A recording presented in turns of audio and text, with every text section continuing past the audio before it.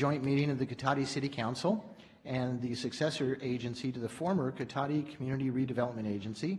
Tonight's Tuesday, February 26th. I don't have a gavel, so we're just going to talk all night long. This is great. And the first business of order is to have a call of order. You did that?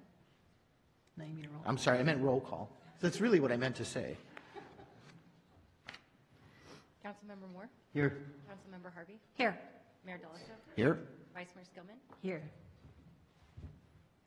Thank you. Councilmember Landman is not in this evening. Item 3 on our agenda is the Pledge of Allegiance, and I'd like to ask our soon-to-be pinned officer, Joshua Holliday, to come and lead us in that, if you could.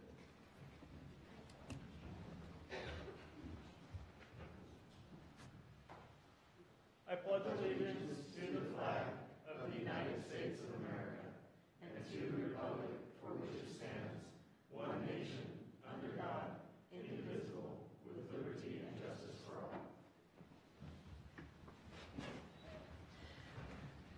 Thank you, Joshua. We'll be grilling you in just a few minutes, so catch your breath.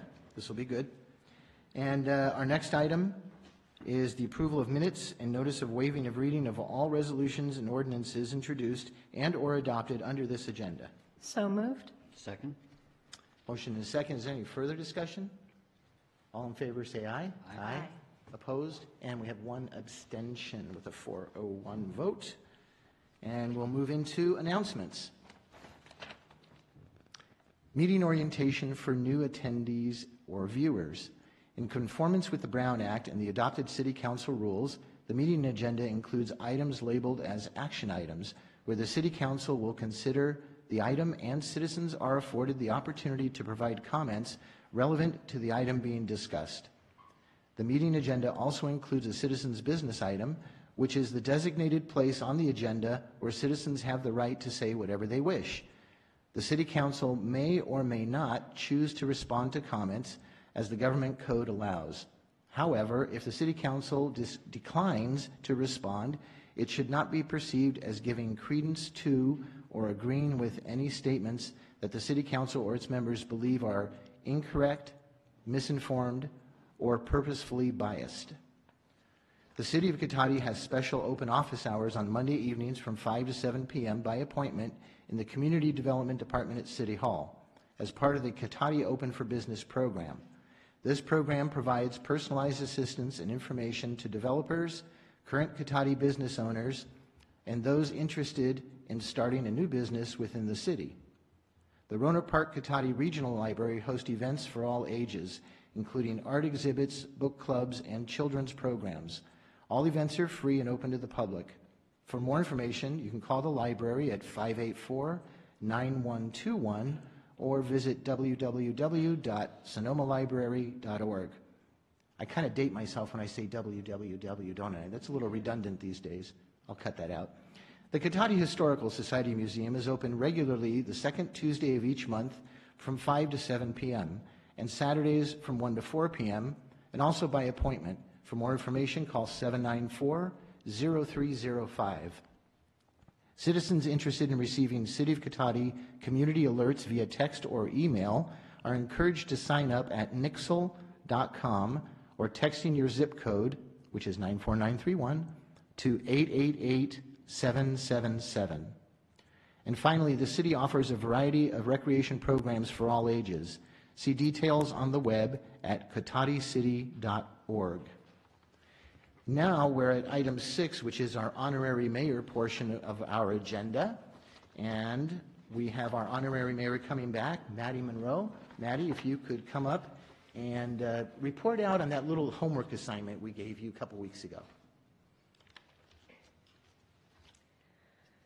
Okay, so in talking amongst my peers about their ideas or requests for the city of Cotati, I came across two frequent requests.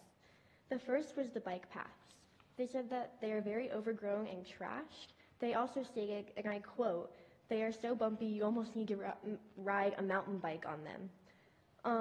They then suggested that maybe one day the city or a nonprofit organization willing to help could lead a creek cleanup to get rid of the trash and cut down the overgrown bushes.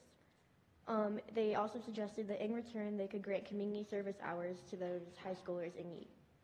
That helped. They said that they personally couldn't do much about the asphalt, but it's a start. The other request I came across was like a place to hang out. They said that there are many times when they would want to get together with friends to study, but there's no convenient location, seeing that we all have loud, noisy siblings. Well, yes, there's like Pete's and Starbucks that both have free Wi-Fi. They aren't very cozy and aren't a very good place to for social time. Yeah. And Starbucks has like 5 tables.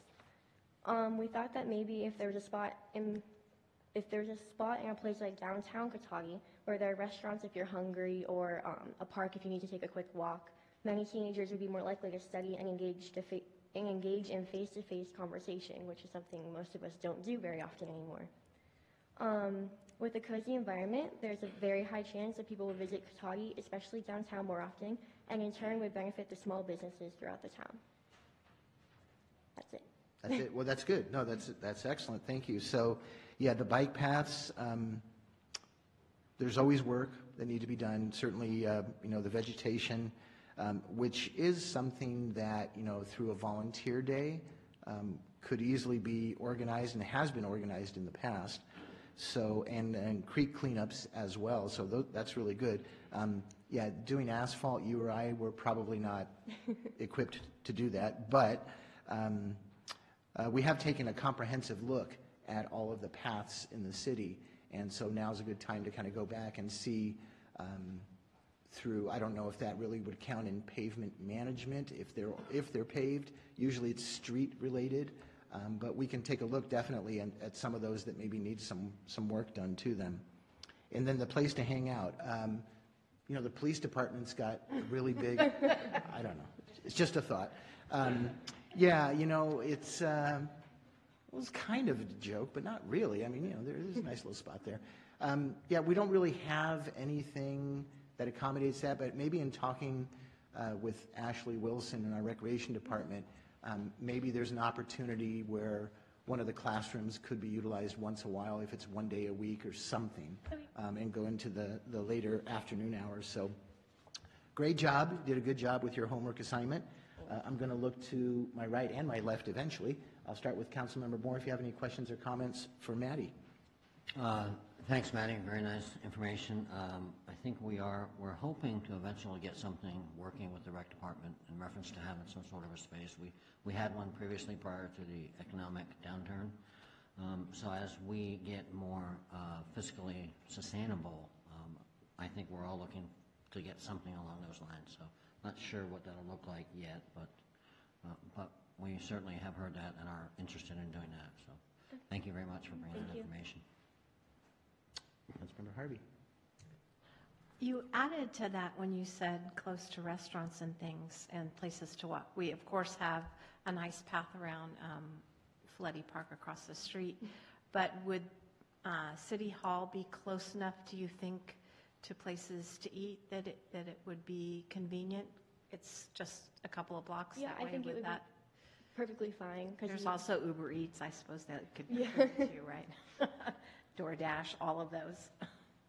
Yeah, I think that would be relatively close to all the restaurants. All right, so maybe that's something we can Yeah. look into. Thank you so much for your report. Thank you.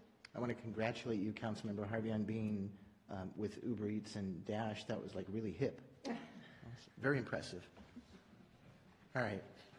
Vice Mayor Skillman. So thank you very much for coming back again and giving us a report out. Really appreciate it, and I appreciate the effort that went into chatting with your friends and finding out. Although it sounds like from before you're really involved in a lot of the student activities, and so it was probably a little bit easier than if you had to like patrol the hallways. Hey, you give me an answer here. So no, that's great, and it's again, it's just a pleasure to see you, and you're always well prepared and you present really well, and I know it's really challenging in front of this group of old people, but I had to get that in. You were making all these comments about how hip we were. Wow. So anyway, thank you for being here tonight and being our honorary mayor. Thank you for having me. So do you have anyone that you brought with you this evening that you might want to introduce? I have my grandma sitting in the very back row back there. Could she kind of wave so we can acknowledge her? There you are. Very good, very good. At this point in time, we have this lovely certificate. So we're going to come out in front of the dais. If you want to join us up here for a shot, and maybe the city manager will get his phone out, that'd be great. Picture, not a shot. Something to put up on IG later?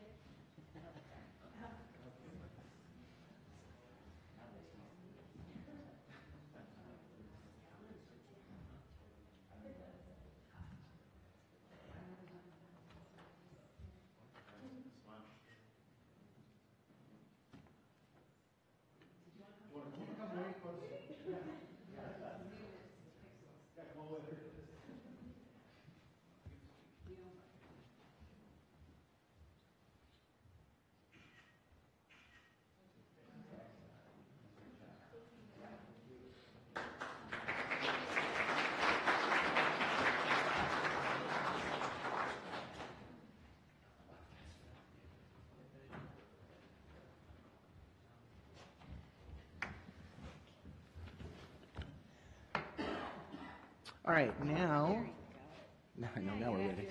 Now I have a gavel. Now I'm ready. We're going to move into item 7, which is presentations, and we have 3 different presentations tonight.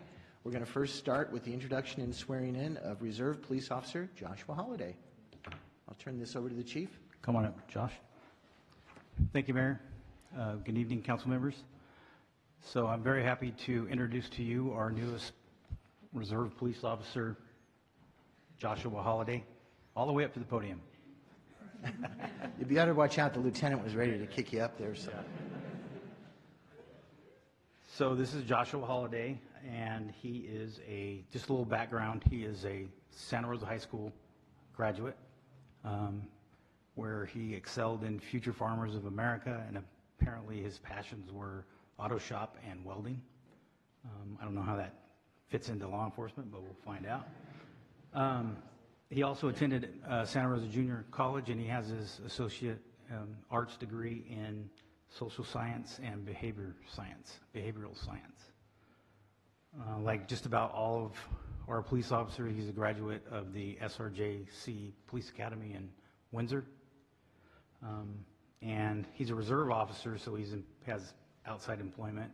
And he works for Wheeler Zamoroni as a truck driver. They're a landscape vendor. So that's what his occupation right now is, truck driver / reserve police officer. He is in training. Today he got to do his firearms qualifications in the rain. So I'm sure that was interesting. And it looks like everything got dried off by now, his equipment, but it's a good way to start.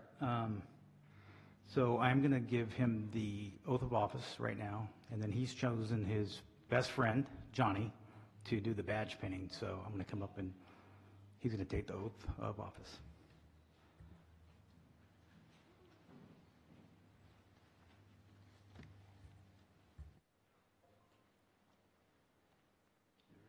Raise your right hand. Repeat after me. I state your name.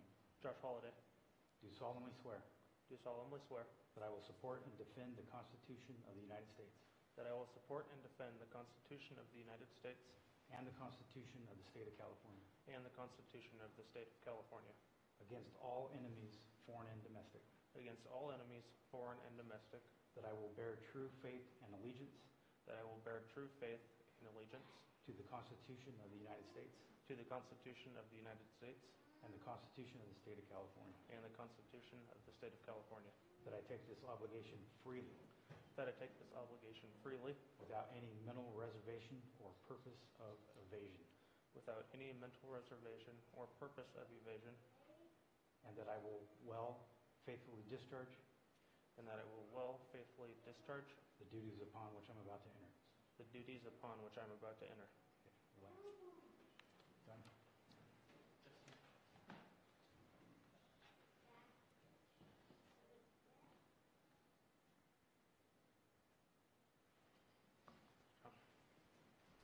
Thanks, sir. Stamp after. Thank you, Mayor. That's all I have. I'm going to turn them over to you for right now. As you can see what I'm about to do, I'm going to applaud.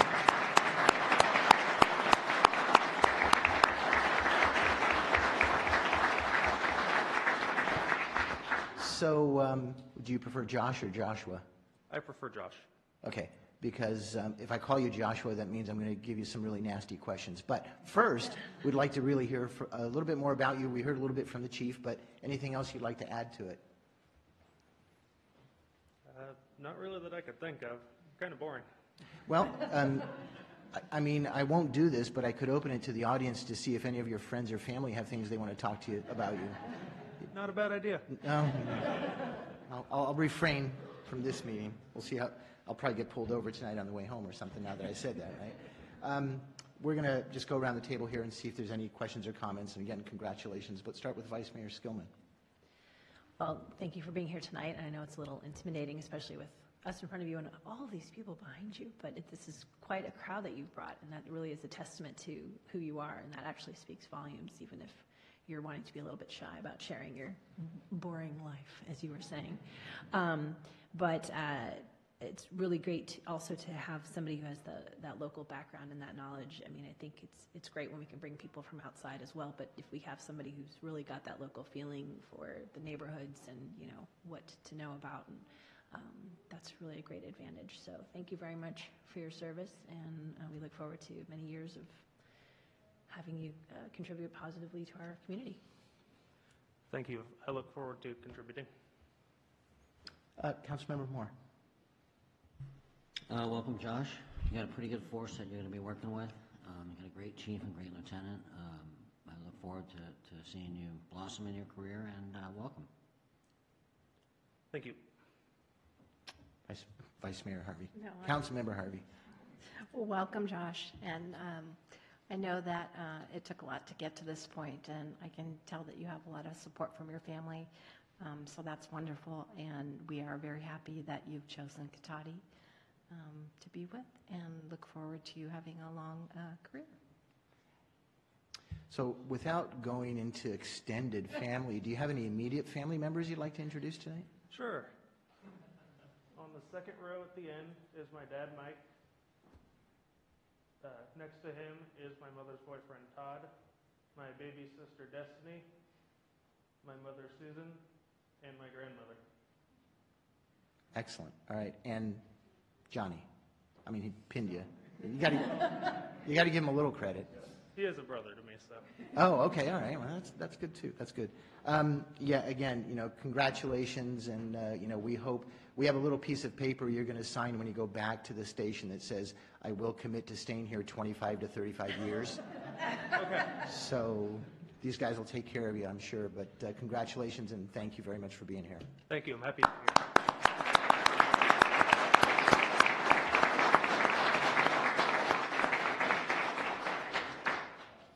And next on our agenda, we have an update from Sonoma State University student body representative.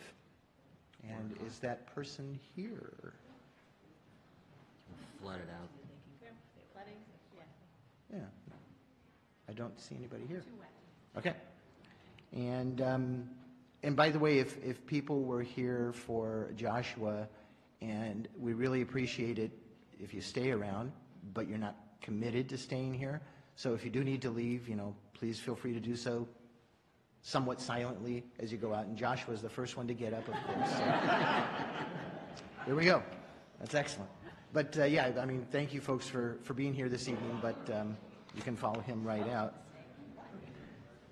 Wow. I know how to clear a room. This is good.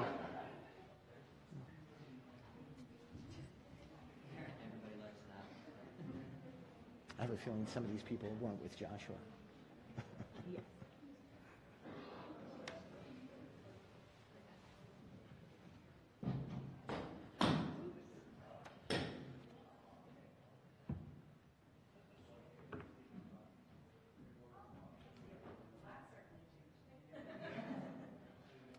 It was not intentional, really. I swear.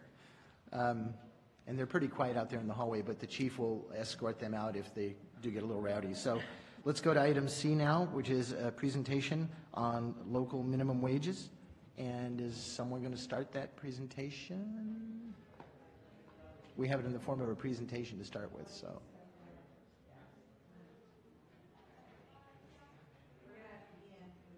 Yeah, if you want to just come up, introduce yourself, and dive in. Thank you. I always struggle with these microphones. They're always a little on the short side. For some Let me people. know if I can't hear you. So I'm Ian Eve Perry. I'm a Research and Policy Associate at the UC Berkeley Labor Center. In October, I published a report studying potential minimum wage increase that would take place in the North Bay. So that's what I'm here tonight to discuss.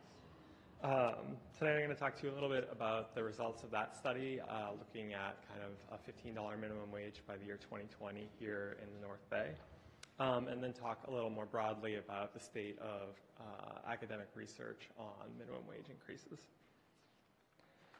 So just starting out, in this report,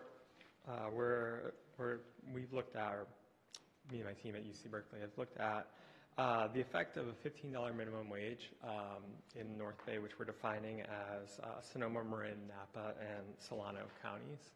And that would be hitting $15 by 2020. As you may know, the state is currently on track to increase its minimum wage to $15 an hour by 2023. This proposal would basically just kind of speed up that timeline. In conducting this study, we've used the same model and approach that we've used to advise the minimum wage ordinances in Los Angeles, San Francisco, San Jose, and Santa Clara County generally, Sacramento, Oakland, and Contra Costa. So we've been around the state for a while now, over the past several years, as a lot of cities and counties have decided to move on the minimum wage on their own. And then we've also been involved with the state in its efforts to increase the minimum wage. Just an important note here that, like I said earlier, the state is already planning to increase its minimum wage to $15 by 2023. So all the numbers that we're talking about tonight should be interpreted as in addition to what was already going to happen under the state policy. Just as kind of an FYI. So we're looking at kind of basically like the difference in setting the minimum wage at $15 in 2020 as opposed to what it would be under the state schedule, which is a little lower in those years. So kind of first to the big questions that everyone wants to find out is how many workers would receive a wage and how large would that raise be? So looking across the North Bay, the report's estimating about 190,000 workers would receive a raise, and that works out to about 36% of the workforce that would be covered by the proposed policy.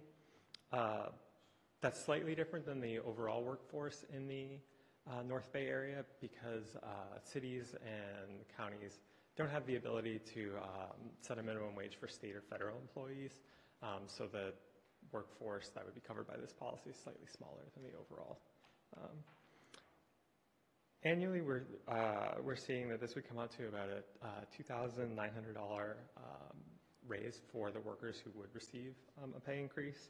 That works out to about 16% bump in their annual pay, and translated into like hourly terms, it's about $1.74.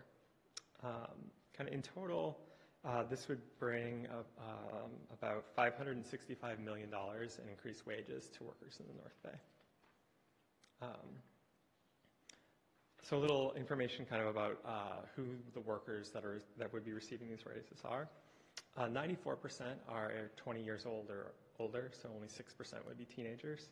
60% are workers of color, and half would have at least some college experience. The typical affected worker here earns, currently before the policy goes into effect, is earning about half of the median individual income across like the North Bay. But it's important to note that these workers are bringing home half of the income that their family has to live off of. So looking at kind of now the jobs that these workers have, the three industries where most workers who would be affected by the policy have jobs are retail, restaurants, and food service, and health services, which is pretty standard for minimum wage increases. These tend to be the industries that have the highest numbers of low-wage workers, and the kind of North Bay is not particularly different there. Most of the affected workers would be private, would be within private and for-profit firms. Public sector workers and nonprofit workers are less likely to be affected, which basically just means that they're already tending to make a little bit more. So then kind of moving on to how this policy would affect business costs and then subsequently prices for consumers. We estimate that restaurant costs would increase by about 2% with this policy, and prices would then, prices for restaurant consumers would increase by 1%. So the costs go up by 2%, and those get passed on to everyone's kind of the price of food in around 1%. Looking kind of in the retail sector, which is, like I said earlier, kind of one of the other parts of the economy that's most heavily affected, and just the general economy, you see pretty minimal increase on both costs and prices. So kind of bringing this from North Bay wide look to here locally, assuming that the workforce here locally is kind of similar to the North Bay wide, this research suggested about 1,000 workers here in the city would receive a raise. So kind of that wraps up the bit of the kind of my presentation here on the effects of this proposed policy, and I'm shifting now a little bit into just kind of updating you on the current state of academic research on minimum wages. So most credible research designs find that there are kind of small effects on employment from minimum wage increases, and that these effects generally cannot be statistically distinguished from no effect at all. There's some debate that remains about the effects of minimum wage increases on teen employment, but again, most of the credible studies find small to zero effects. In the past couple of years, there's a significant, in terms of media attention, study that came out from the University of Washington looking at Seattle and their beginning of their process of raising their city minimum wage to $15. They're kind of one of the first cities to enact a $15 minimum wage, kind of kicking off of this recent trend.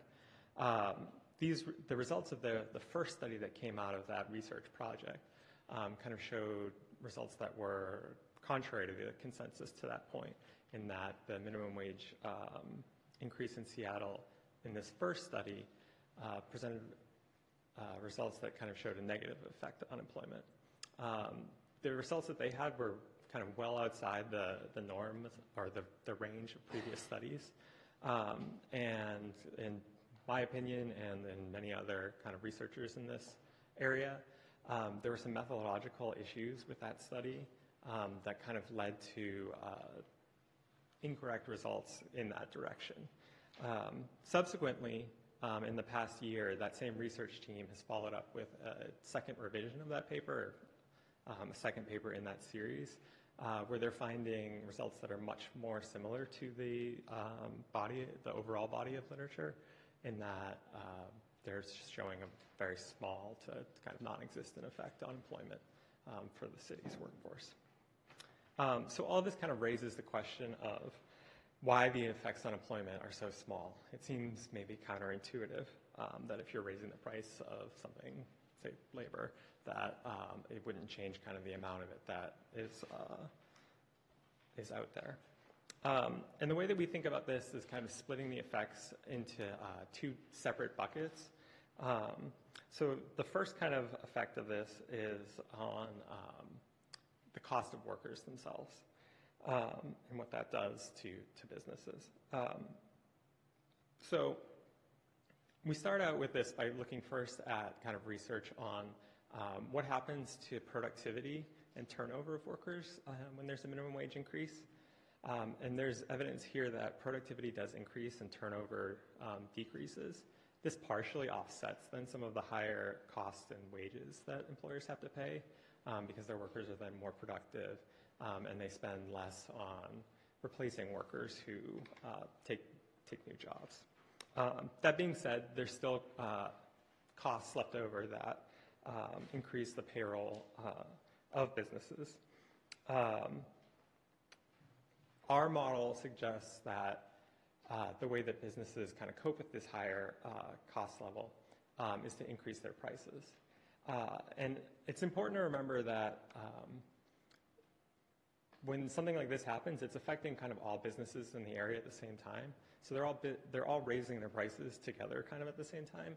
And especially when you're looking at like very localized businesses like restaurants, that kind of means that there's less of an issue of losing business to a competitor because they're all facing the same kind of cost and price increases. What you're seeing generally is what's kind of the overall like change in demand for, say, restaurants or kind of retail shopping. And of course, with some higher prices, you do see kind of a small reduction in kind of consumer demand for these things. And then that kind of gets passed on to like a negative effect on employment. But like I said at the beginning, there's kind of these two tracks of effects here. The other side is what happens to workers and their incomes. And it's important to remember that the workers who are receiving higher wages then have more money to spend. And that higher income ends up getting passed through to increase economic activity in local businesses. And that, in turn, kind of creates kind of pressure for more employment. And what basically the research is showing is that these two effects, the positive effect that comes from workers having more money and the negative effect that comes from having payroll costs go up, basically offset each other. And in the end, they kind of cancel each other out, and there is not much of an effect on overall employment. But workers do see higher pay.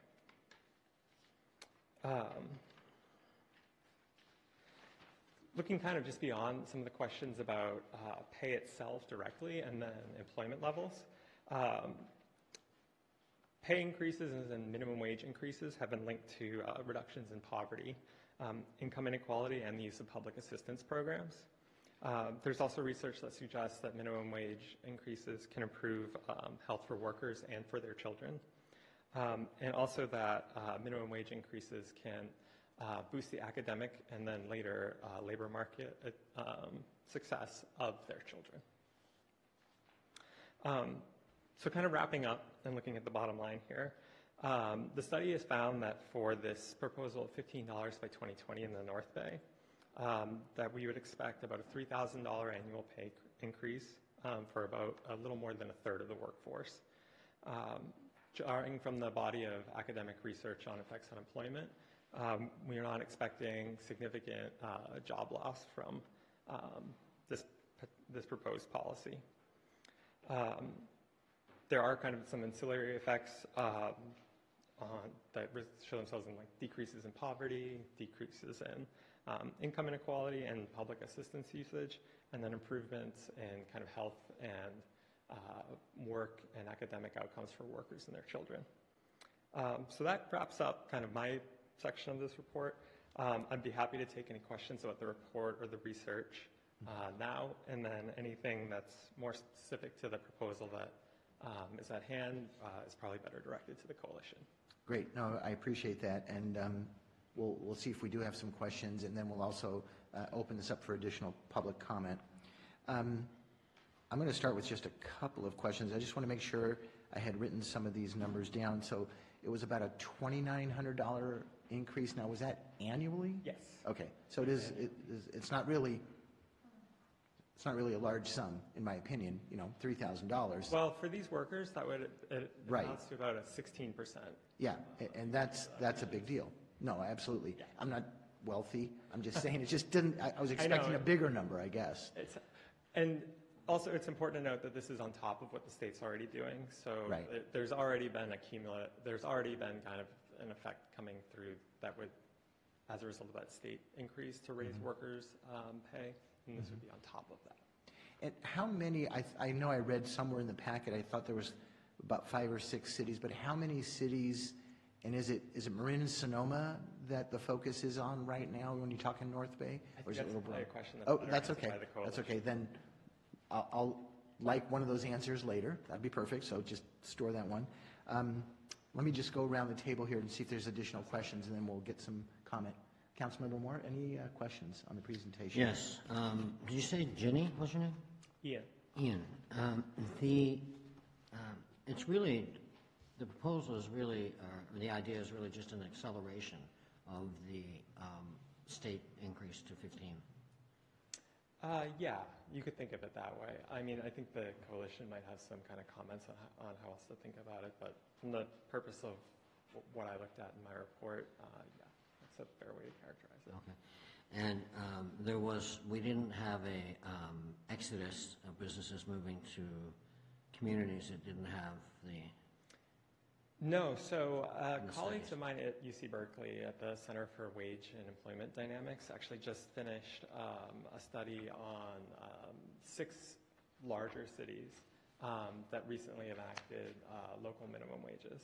So this is, I think, San Francisco, LA, Chicago, the other 3 on the top of my head, Oakland, and basically found results that are consistent with kind of the rest of minimum wage literature at this point, which is that there weren't reductions in employment and there weren't kind of these exoduses of business. Thank you. Councilmember Harvey? I don't think my questions are specific, so I will wait. Okay, great. Vice Mayor Skillman? So thank you for being here today. And so do you guys do sort of statistical analysis or? Yeah, so this is looking at, it's using basically census data, and then from that we can understand how much workers in the North Bay are earning now, and then we can model basically what they would be working under this proposal, and then by looking at the difference of these, we can kind of measure the effect of the policy. And then some of the kind of evidence that we have on the employment effects comes from other academic researchers who are looking more specifically at those issues, but also using data on employment levels to come to those conclusions. Okay, so just a lot of numbers that you're putting together and modeling Yes. out. And, gotcha. There Okay. is. Went to law school, not good with numbers, but I appreciate the presentation and how you put it all together, and it's very understandable. And you were saying too, I think what was in the packet we had at our dais that was not in the packet that we had in our binders was that it would affect about 1,000 employees in Cotati. Is that? Yeah, it's a little difficult to say, especially when you have a kind of a smaller city. But if it's true that kind of the workforce in Cotati is similar to the workforce in the North Bay wide, then a reasonable estimate would be about 1,000 workers. Okay, great. To the extent that workers in Cotati earn more or less than the overall kind of North Bay workforce, that number could change, but it's hard to zoom that far in based on the data we have. Sure, okay. No, but I appreciate the overview, so thank you very much. Yeah. Great, thank you. We may need to call you back up if there's some questions specific to the study, so appreciate your time. Absolutely. Great. At this point in time, staff, there's no comments or questions from staff, I'm sorry to, okay. At this point in time, I'm going to go ahead and open the public hearing. I actually have several speaker cards, so I'm going to go through these, and forgive me if I mispronounce your name, but I believe Mara Ventura? Perfect. Ha, 1 for 1. Hi, good evening, Council. Thanks for having us. My name is Mara Ventura. I'm the Executive Director of North Bay Jobs with Justice, and I'd love to just take a couple minutes to tell you a little bit background before I have other folks give more information about the campaign. North Bay Jobs with Justice, we're a community, faith, labor, student coalition of more than 20 organizations across the North Bay. We're also affiliated with National Jobs with Justice, which has about 40 chapters across 25 states. Our mission is to raise the living standards of working people across the North Bay.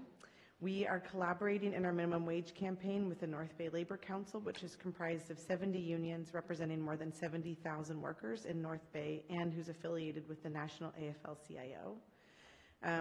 I'll tell a little bit about the history of this, but this particular minimum wage campaign launched last year, and we are currently working right now with 6 cities, including yours, Sonoma, Sebastopol, Santa Rosa, Petaluma, and Novato down in Marin. In addition, our minimum wage campaign is supported by the Alliance for a Just Recovery, which includes every major labor, environmental, and faith organization in the county. The purpose of that organization is to tackle long-term challenges of structural inequality, urban sprawl, the deepening climate crisis, racial and environmental justice in our county's recovery and rebuilding. We developed a comprehensive common agenda together, which includes specific policy recommendations, and raising the minimum wage across the North Bay is a critical part of that common agenda. All of this information, both the cities and then information about Alliance for Just Recovery, can be found on our website at www.northbayjobswithjustice.org. You can go to campaigns, raise the wage, and this is all there for further reading. Prior to the formation of our organization in 2014, we were a part of another independent organization called the Living Wage Coalition of Sonoma County. This organization led successful campaigns to pass living wage ordinances covering city workers across Sebastopol, Sonoma, and Petaluma. And then when we teamed up with the Labor Council and successfully organized a campaign for a $15 an hour living wage ordinance across the county of Sonoma. Following me, you'll hear from some of the folks who've been working hard on this particular minimum wage campaign for the last year. Marty Bennett, co-chair, and Bonnie Petty, staff of North Bay Jobs with Justice, Maddie Hirschfield, political director, and Jack Buckhorn, executive director of the North Bay Labor Council. They'll briefly discuss why we're proposing this legislation, a summary of the proposed law, and review other similar citywide wage campaigns in coastal California. Thank you.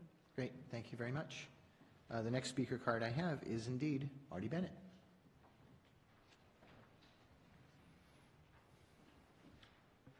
Good evening. Please note that the report about the economic impacts of the 15 citywide minimum wage in the North Bay, presented by Ian Perry from the UC Berkeley Labor Center, was commissioned by the North Bay Jobs with Justice and the North Bay Labor Council. The UC Berkeley Labor Center economists and researchers have completed studies about the impacts of citywide minimum wage in most of the cities in California that have adopted 15 minimum. They are widely acknowledged as the leaders in this field of minimum wage impact. You heard the list of cities that we're attempting to simultaneously introduce this legislation to in the North Bay. And just to update you, Sebastopol held a study session last November. Sonoma did so on the 4th of February. Petaluma is scheduled for April 8th. Novato is tentatively scheduled for April 9th. And we anticipate that Santa Rosa is going to schedule a study session very soon. Our intent is for all of these cities to move forward together, replicate a similar ordinance language, and a similar 2-year phase-in period. Over time, we will urge other North Bay jurisdictions to consider citywide minimum wage, and we want to truly establish a regional minimum wage higher than the state minimum that is now occurring in many other counties, San Francisco, San Mateo, Santa Clara, and Los Angeles. Why are we proposing this legislation now? Despite the prolonged recovery from the 2007-2009 Great Recession and the fall of unemployment, California and the North Bay are experiencing soaring inequality, the dramatic expansion of the working poor, and widespread economic insecurity. A few statistics from a new report I believe you have been provided by Jobs with Justice, and it's on our website, tells the story. In Sonoma County, between 1979 and 2016, inflation-adjusted wages remained flat for the bottom 60% of the county's workforce, while the wages of the lowest 20% of workers dropped by 11%. 21% of all county residents and 40% of Latino residents belong to working poor families, earning an income of less than $50,200 a year, with at least one member reporting income from work. more than 30% of Sonoma County workers earn less than $14.22 an hour. And the spread of low-wage employment is one of the fundamental causes for the levels of inequality not experienced in this county since the Great Depression. Thank you. Thank you very much. And my next speaker card is Bonnie Petty.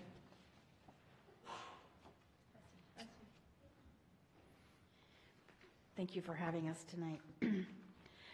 According to the California Budget and Policy Project, a living or a self-sufficiency wage for two parents in Sonoma County, each working full-time to support two children, is $23 an hour, or an annual family income of more than $81,000. That's just to afford basic necessities such as food, childcare, health care, and et cetera, transportation. And that's without relying on federal or state public assistance programs. $23 an hour is a conservative self-sufficiency estimate that does not include the extras that many would consider necessities such as dental coverage or savings for retirement or education or fun, for instance. However, the California Employment Development Department estimates that more than half of the new jobs created between 2014 and 2024 in Sonoma County, mostly in retail, food services, hospitality, healthcare, and the waste management industries, will pay less than a livable wage. Furthermore, rising inequality and falling incomes and wages for the majority of Sonoma residents and Cotati residents, Sonoma County residents, are driving the near catastrophic affordable housing crisis in our community. Median rents have increased by 25% in Sonoma County between 2000 and 2016, while renters' median annual incomes rose by just 9%. Rents then jumped by more than 36% after the Tubbs fire, so the disparity is clear and obvious. Half of all renters and 71% of renter households earning less than $50,000 annually are rent burdened and pay more than 30% of their gross monthly income for rent. To make housing affordable in Sonoma County, we must simultaneously raise the wage floor and find new revenue sources to fund affordable housing. Raising the minimum wage is the fastest way to make housing more affordable, to close the jobs housing mismatch that plagues our community, and address the displacement of moderate and low-income families that has only accelerated due to the Tubbs fire. Our proposed citywide minimum wage law is very similar to that adopted by cities of Cupertino and other Santa Clara cities. Living wage laws apply only to city employees of city contractors. In contrast, our proposed minimum wage legislation covers nearly all workers employed at least 2 hours a week in the city. The minimum wage increase would be phased into $15 an hour in 2 steps by July 1, 2020, and then raised annually based upon the Bay Area Consumer Price Index. Thanks. Thank you very much. And Maddie Hirschfield, please.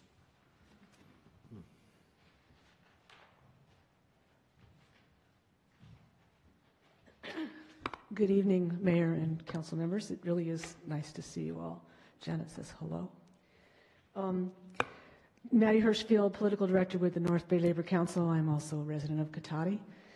So in our proposed legislation, there would be the same exemptions as the state minimum wage provides, including for certain types of mentally or physically disabled workers and employees classified as learners.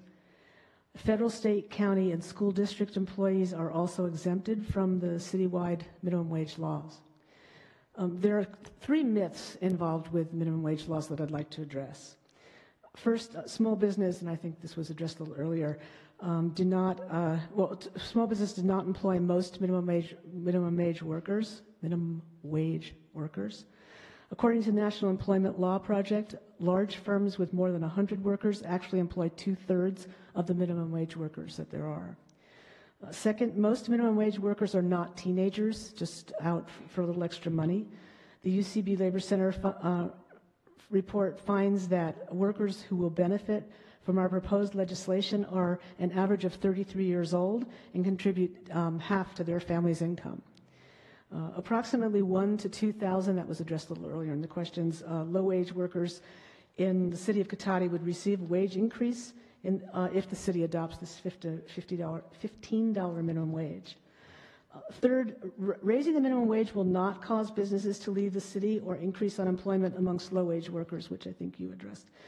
The UCB report finds that the average cumulative annual pay increase is, as mentioned, $2,900 in 2020.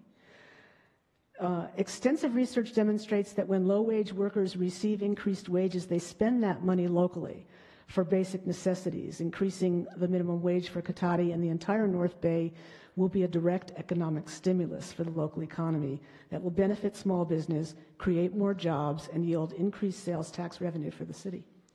Furthermore, raising the minimum wage will ensure that taxpayer dollars do not subsidize low-wage employers. A 2015 UCB Labor Center study found that taxpayers provide $14.3 billion annually to low-wage workers who can't make ends meet, because even though they work full-time, they're eligible for public assistance programs such as food stamps, Medicaid, children's health insurance, and temporary assistance for needy families. So in other words, when a full-time employee needs public assistance services to make ends meet, it's really the employer that's getting the benefit. 42 cities and counties nationwide have approved the $15 an hour minimum citywide, countywide minimum wage. 21 of those are in California. And you've already heard that the living wage is much higher than that. So this is simply just the right thing to do. Thank you for your time. Thank you very much. Appreciate it. And Mr. Jack Buckhorn.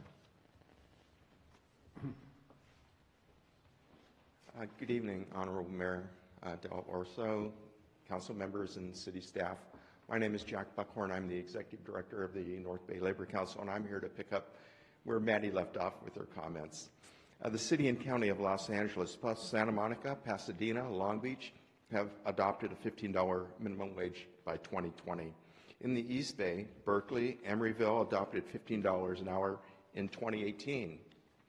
El Centro, Richmond set $15 an hour in 2019. And San Leandro approved a $15 an hour minimum wage by 2020. We would like to stress that raising the minimum wage enjoys strong support amongst the voters. In August 2015, a field poll indicated that 68% of registered California voters supported incrementally raising the state minimum wage to $15 an hour by 2021. And in June 2016, Bernie Sanders won the Sonoma County Democratic Party primary for president by 5-point margin over Hillary Clinton.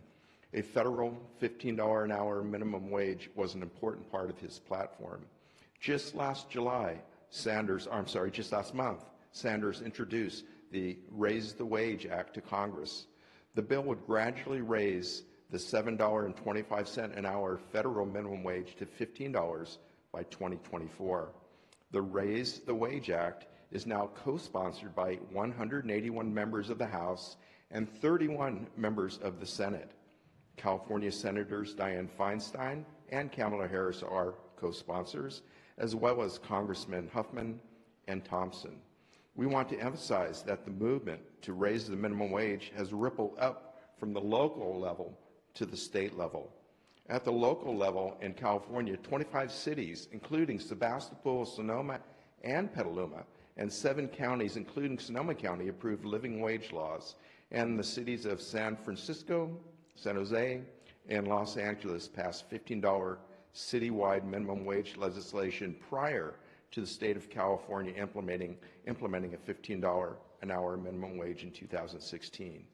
Each local campaign helped to educate elected officials and the public about what it costs to make ends meet and why the state minimum wage was woefully inadequate. California was the first state to adopt a $15 an hour minimum, followed by New York in 2016, Oregon 2017, Massachusetts approved $15 an hour minimum in 2018, and New Jersey approved a $15 minimum in early 2019. Furthermore, Maryland, Minnesota, and Illinois will likely pass $15 minimum wage later this year. After the election of a new Democratic president and Congress in 2020, the wave of states approving $15 minimum wage will bring pressure on the federal government to raise the federal minimum to $15. local raise the wage campaigns do matter, and all North Bay jurisdictions should join other coastal California communities by implementing a $15 minimum by 2020. Thank you for your time. Thank you very much. Curious little pause on your part on your speech there too, so clever. Never thought we'd be where we are today. I take nothing for granted. Are there any other people who'd like to speak on this issue? Mr. Barrich. Thank you, Mayor. Former Councilman George Barrich. This comes from the Berkeley Labor Center.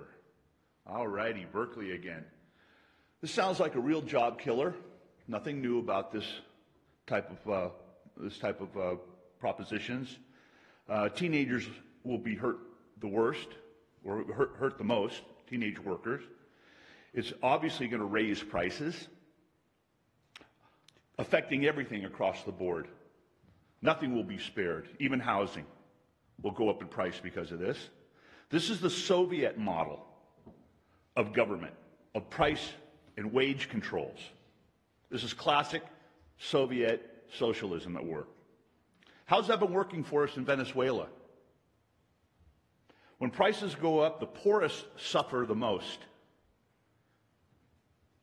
This type of policy would encourage more illegal hiring, more illegal immigration, more black market hiring. I don't believe the numbers that were presented here tonight. I didn't see any numbers, real numbers, no real studies. Many businesses are hanging on for dear life right now and will be pushed over the edge if something like this ever takes place in this county. Why stop at $15 an hour? Why not $25 an hour? Why not $50 an hour? Okay? Who came up with this whole idea of a livable wage? This nonsense.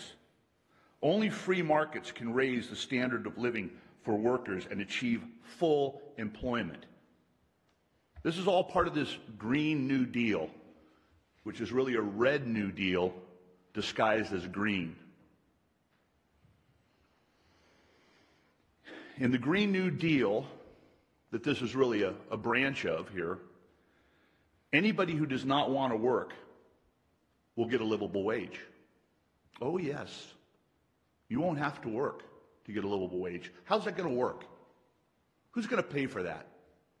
How's that going to affect your taxes and your fees and your tourism and your restaurants that are going to go out of business? This is all nonsense. Thank you very much. Is there anyone else who would like to comment this evening? All right, seeing no one, I'm going to go ahead and close the public hearing and bring it back to council. Again, council, our direction tonight was to receive a presentation from the North Bay Labor Council, which we did. Thank you very much for that, and the public input.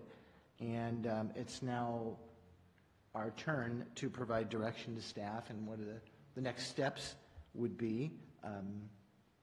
So I'd be happy to chime in, but I will start with Councilmember Moore, see if you have any direction you'd like to give at this point. Or No, I did have a couple questions for clarification with the coalition, and that question is there, and you may have answered this, but is there a slated meeting with Roanoke Park? So if somebody would like to come up and speak on that, if there's a meeting slated for Roanoke Park, I believe was the question. Is that correct? Correct. Yeah. No, we haven't reached out to Roanoke Park at this point. And quite frankly, we started with city councils where we thought there was going to be a favorable reception. And we started with those councils that we had relationships with already. But ultimately, we do want to go to Roanoke Park and other cities in the county.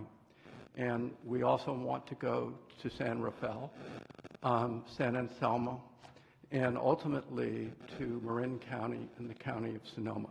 But it will be incremental, and we want to try, it's quite a challenge to work with 6 city councils simultaneously. We want to see if we can get that done, and then we'll go further. Great, thank you. Thank you, Marty. Any other questions at this point? I don't have any questions. I have some comments, but. You want to go through, see if we have any questions first? Sure. Then we'll come back around, okay? Councilmember Harvey. Yeah, I think that Marty just answered my question. I was really, because the studies and everything talks about Marin and Sonoma County, yet we are specifically highlighting specific cities. So I think that that explanation explains why, because typically we would want to do things of this magnitude as a countywide effort. And in particular, us being a small city surrounded by the other cities, it does make it a little bit more difficult for us. But I understand now why you took that approach. All right, thank you. Vice Mayor Skillman.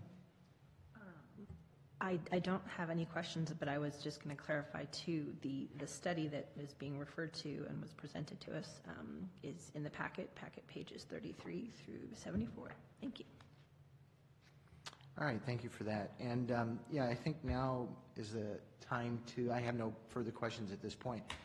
Now is the time to kind of discuss, and I'll just kind of kick this off by, you know, I'd like to see this item come back as a full staff report.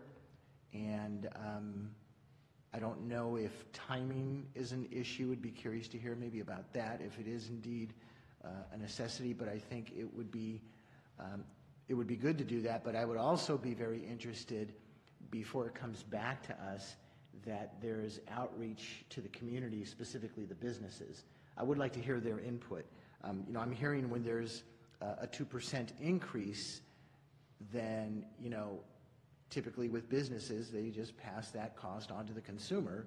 And, you know, 2%, we were talking restaurants, of a typical $20 meal, you know, we're talking, is that 40 cents? I can't see my decimals, but something like that.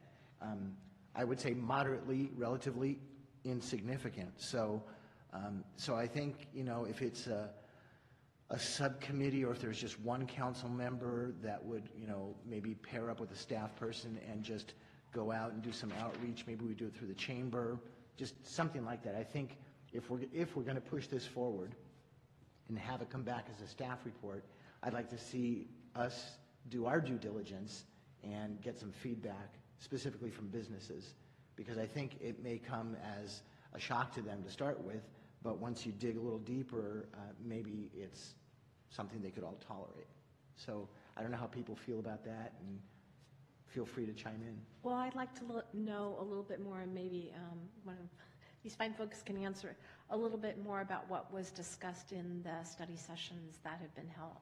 How did that happen? Who was there? How did those discussions go? Who's got the short straw? Yeah. Yeah, please come back up so we can get that response. Yeah, we just had a study session with the city of Sonoma, and they formed a two-person council subcommittee, and they are doing systematic outreach to the business community, and they've met with the Chamber of Commerce, and they're going to come back with recommendations to the council, I think in early April. We don't want to reinvent the wheel here, given that so many cities have these in place, and we can share staff reports, and surveys have been done of local businesses with various Santa Clara cities, and we can pass all of that information on to you. I also think in your packet, the League of California Cities really sums up many of the legal questions, and often businesses, you know, are concerned about that. So, you know, we can work with you to pass on these resources as you need them. Okay. Thank you for that. Thank you, yeah. And, excuse me, sorry, Mayor, just to, sorry to interrupt. But one thing, in terms of bringing this back, one thing that could be a viable option for everyone to discuss is some of these other study sessions in these neighboring cities, Petaluma and Novato, are in April. Santa Rosa is, I guess, still to be determined when that's going to be, but we have goal setting in March, and we can discuss it further at that point and kind of put it in the overall scheme of priorities to address. Because it won't be an insignificant effort to put an ordinance like that together and the outreach involved. Yeah, and I think that's an appropriate time when we're doing our strategic planning. It was something I had written down that I was going to suggest that can we get that on that agenda. So, but there's a lot of legwork that needs to be done, in my opinion. So I don't want to just, we'll get public comment at our council meetings, but in my opinion, doing it the right way is you go out in advance and talk to people so they're better educated about these topics, whatever they may be. So that's what I'd be interested in doing. But that's if the council has an interest in bringing this back as a staff report. And I will say that I certainly do. So I'd like to at least hear that part of it. Well, yeah, I certainly would like to have a staff look more into this and give us information. It sounds like there's plenty of information that can be pulled together on this. It's said occasionally, but I think it's true. It's always better to give people a hand up than a handout, and I think that this to some degree does that. What we really want to do is move people off of subsidies and having to have them on food stamps and things like this. It does a lot for people just in their own self-esteem and how they feel about things. And it was brought up about keeping workers. It is true that workers will tend to work harder if they like where they work and they feel that they're valued. And this is a way of showing people that you value the work that they do. And from a business perspective, that is one of the high costs of business, is to replace workers.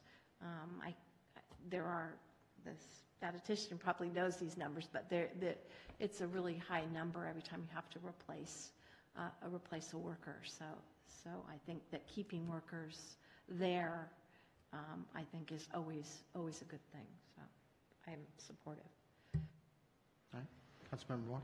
Well, I think it's a critical issue, and when you look at the statistics that were mentioned and the 2% additional cost to the business and the passing on of that to the consumer at 1%, if that number is correct that you were talking about overall,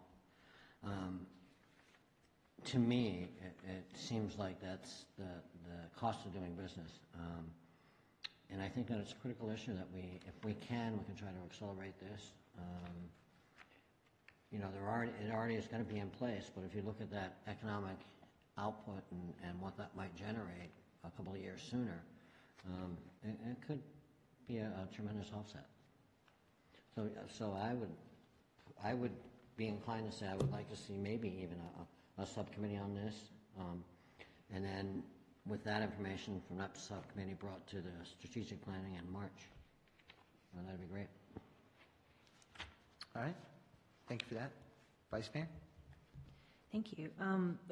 Yes, I'm very interested in the idea. The only hesitance I had was looking at the idea of enforcement. So if we were doing it in Cotati, but it wasn't a county-wide issue, it was going to be a lot more difficult to sort of monitor and make sure that people are actually paying what they're supposed to be paying.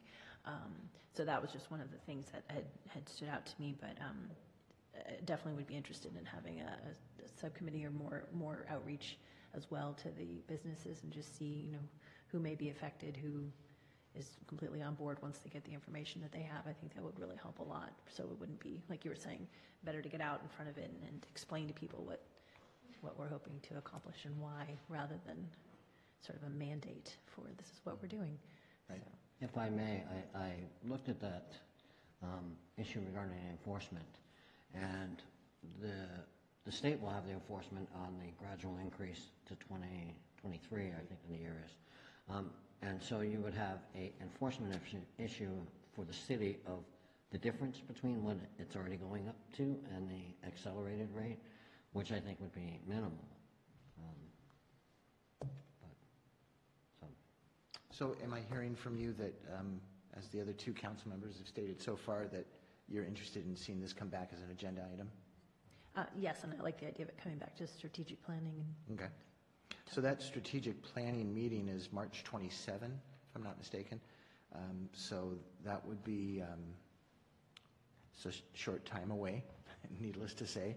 And I don't know, from a staff standpoint, I mean, do you have enough direction that it sounds, we would like to see this come back for a discussion, and if it occurs at strategic planning, then again at a council meeting for public input, with again some input from the business community, because I think they need to have a clear understanding of what this could mean to their specific businesses. I think that's a really important issue for them to know. Are we on the same page as far as direction? Yes. I think when we do the strategic planning, we can talk a little bit in more detail about how that outreach would occur, just to understand what kind of outreach we want to do, and then we can go from there and put that ahead of the rest of it. There's certainly a lot of questions that we need to answer, and work ideally in concert with the other regional players that are looking at this, so that we don't, so that we kind of work in step with them. Yeah. Agreed. Yeah. Agreed. Yes, please. One more suggestion that I was going to make, since you're very involved with all the other city managers, is to use that venue as a way, to kind of discuss it and bring others into the fold on that, to see where people are. So then these folks, can definitely go to different councils, but you can kind of get a feel for it from that regional kind of perspective on where people are at with that. We'll have Katati as the icebreaker. Okay, so I think we have some relatively clear direction that we're going to bring this forward in the near future, and maybe the first discussion will be at that March 27 strategic planning session that we have. Great. Thank you for your input, So folks. we will not be forming a subcommittee prior to that March study session. It really kind of depends on timing on outreach, I guess, in my opinion. Well, most of the we'll impact on have this- another council meeting before that March 27th, Right. and so we could have an agenda item on that particular agenda, whatever that March date is, that second Tuesday in March, to form a subcommittee. I guess I'm just thinking that if you're going to be outreaching to businesses, you probably want to have be able to frame the discussion, the outreach, and so there probably has to be some discussion about what that is exactly, rather than just knocking on the door and asking broadly about it. I don't know. You can probably get you can probably get some insights into that from these folks that have done it and done that outreach, to kind of see what's the best way to do that. Okay. Yeah, I'll coordinate with Marty and the group and see if there's a strategy that makes sense in advance in terms of outreach. Right. I think timing-wise, I think it's okay. The one thing that I've seen this and many other cities do in years past is jumping out a little too fast and not being prepared and educated enough for us to make some kind of a presentation, in this case, to the businesses. I really want, between staff and whoever the subcommittee is, to have a really good handle on, the questions that might come to us. We could hear that from the North Bay Labor Council. Well, we've talked to these cities. These are the kinds of questions that they've been bringing to us. That's how you should be prepared. So,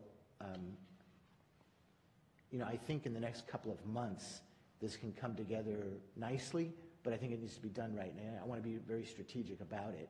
That's just my concern. I don't want to get ahead of ourselves. I think we have the time. I think we have the time, so. And am I seeing nodding of yeses or nos that we have the time? I'm seeing more yeses than no nos, so. But maybe a question or a statement, please. Let me reopen this public hearing so we can come back up. That'd be great. Again, getting back to not reinventing the wheel, for instance, the city of Cupertino had a survey of local businesses, and we can give you that information, that survey instrument. And also we have contacts in other cities and some smaller cities like Emeryville that have had this in place and have been dealing with the enforcement issues. And we can facilitate those contacts on a staff-to-staff basis. That's excellent. All right, thank you.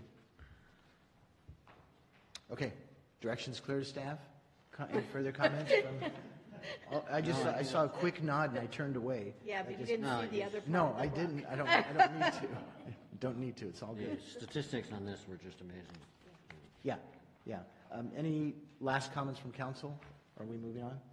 I just really appreciate the depth of data that you provided to us. I think it was really helpful to understand the issue and the pros and cons and the questions that are already out there. So thanks for putting it all in one spot for us to be able to absorb and read it and understand. Your job is not over with us yet. We'll be asking for more questions and answers. Thank you. All right, we're going to move on to approval of the final agenda. Are there any changes to the final agenda? No changes, Mayor. Thank you very much. Now we're at item 9, which is citizens' business and public comment for consent calendar items as well. Any member of the public wishing to speak to the council on any item listed on the consent calendar or any matter not listed on the agenda that are within our subject matter jurisdiction of the council may do so at this time. Pursuant to the Brown Act, the council is not allowed to consider issues or take action on any item not listed on the agenda during this period. Pursuant to City Council Policy 2017-02, comments of any member of the public are normally restricted to a total of 3 minutes in length per person for matters not on the agenda, and a total of 3 minutes per person in length for any and all items on the consent calendar. The mayor may extend the time limit for a reasonable time where a disability accommodation has been requested. And I don't have any speaker cards, but I will be opening citizens' business. Do we have any comments from anyone? Seeing none, we will move on to item 10, which is the consent calendar. And we have one item on consent calendar. Move to approve. I'll second. Any further discussion? Okay, we have a motion and a second. All in favor say aye. Aye. Opposed? So we have a 4-0 and 1 vote on that. Thank you very much. And item 11 is direction on any future agenda items. So council members, are there any items you have for this evening to bring forward? No, I was curious when the Parks Master Plan was going to be coming back. I don't have an exact date yet, but in the spring. Okay. Yeah. As the weeds are cropping up. Yes. Yeah, we have, it's going to come back either separately or maybe as part of the capital program. And in that Parks Master Plan, wasn't some of that conversation regarding the paths as well? It was, yeah, the Laguna Pathway. Okay. Yep. I Yeah. think, I'm guessing that's the path they were referring to. For Katati. Yeah. Yeah, I mean, if they're talking asphalt, they're, obviously they're talking East Katati to Commerce, that segment of it. Right. Yeah. Okay. Yep. That was it on that. All right, very good. Anyone else? Nothing? Okay. Then we are at item 12, which is a regular agenda action item, which is the 2019 Community Survey results. Thank you, Mayor and members of the council. We have a presenter here tonight, Miranda Everett with FM3, who will be walking through a community quality of life survey that was conducted in January and is in your packet. Thank you. And we're very excited to hear how the public loves us, so please take your time. It's like you've already seen the results. So my name is Miranda Everett. I am a senior researcher at Fairbank, Maslin, Mullen, Metz & Associates, which you can call FM3 Research if you are in a hurry. We're based in Oakland, California. And these are the results of a survey we conducted January 7th through 21st, 2019, so just about a month ago at this time. And is there a clicker, or should I just? No problem.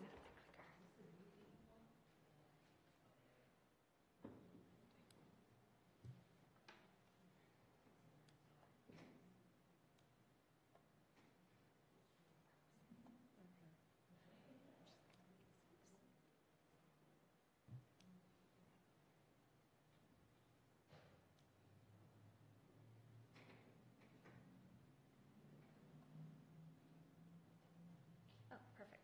All right. So I'll just start with our methodology. We contacted many hundreds of people. Not all of them took our call or our email, but of the ones we did speak to, we spoke to 327 registered voters in the city. And again, that was 7th through 21st of last month.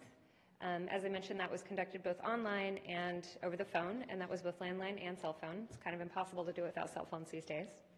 And that gives us a margin of sampling error plus or minus 5.7%. So around any figure, you can look 6% in each direction, and that's where we expect 95% of the results to actually be. That's a very super shorthand for what that means. If you catch anything that adds up to 99 or 101, it's rounding. And we do have selected comparisons to prior research in the city. So in the past several years, our firm has also conducted surveys on different issues in Cotati, and so where we had the opportunity to do so, we made some comparisons to just see change over time. So just some key top-line numbers. As teed off at the beginning here, 87% rate life excellent or good, so just as you suspected there. About 2/3 approve of the performance of the city government overall, and about 2/3 also called the cost of housing an extremely or very serious problem in Cotati, on kind of the other side of the coin. And that is something I'll talk a little bit more about. You may not be surprised to know that that is by far the biggest issue throughout the Bay Area these days. So we'll start with some general impressions of life in the city. We started with the classic right direction, wrong track question that's been asked for about 100 or so years in my business. 2009 was the first time we have a record of asking it in Cotati. There, about 7 in 10 said the city was headed in the right direction, and we're back at that number now. In 2013, that figure was a little bit lower. There was a little bit, about a quarter who said the city was headed on the wrong track. But you can see that optimism has really increased in the city, and that greater don't know, where it's at 24% now, that's something we'll see throughout the survey. There are bigger portions of folks who said they don't know or they're not sure as an answer to the question. Part of that is because we spoke to a group of all registered voters rather than voters who are likely to turn out in specific elections, as we did in the prior surveys. And part of it is because when you're presented with the survey online, it's don't know is one of the choices, versus over the phone when you have the person who says right direction, wrong track, and you have to prompt them and say, oh, I don't know. So sometimes it can be a little bit higher when we introduce the online portion. So recalling that number before about just generally how you'd rate the city as a place to live, 87% said excellent or good, 37% went to that highest figure, said excellent, 50% said good, just 11% said average, and then that poor, extremely poor category was so small that we lumped it together, just 2% gave that response this year. And thank you very much for that presentation. Are we going to end there? She's not done yet. She's not done yet. Sorry. So on the other side of the coin, we asked about some different problems that people have mentioned, specifically in the city of Cotati, in the Bay Area, in California. And here it's a mix of things that we know that city council and city government has some control over and things that they don't.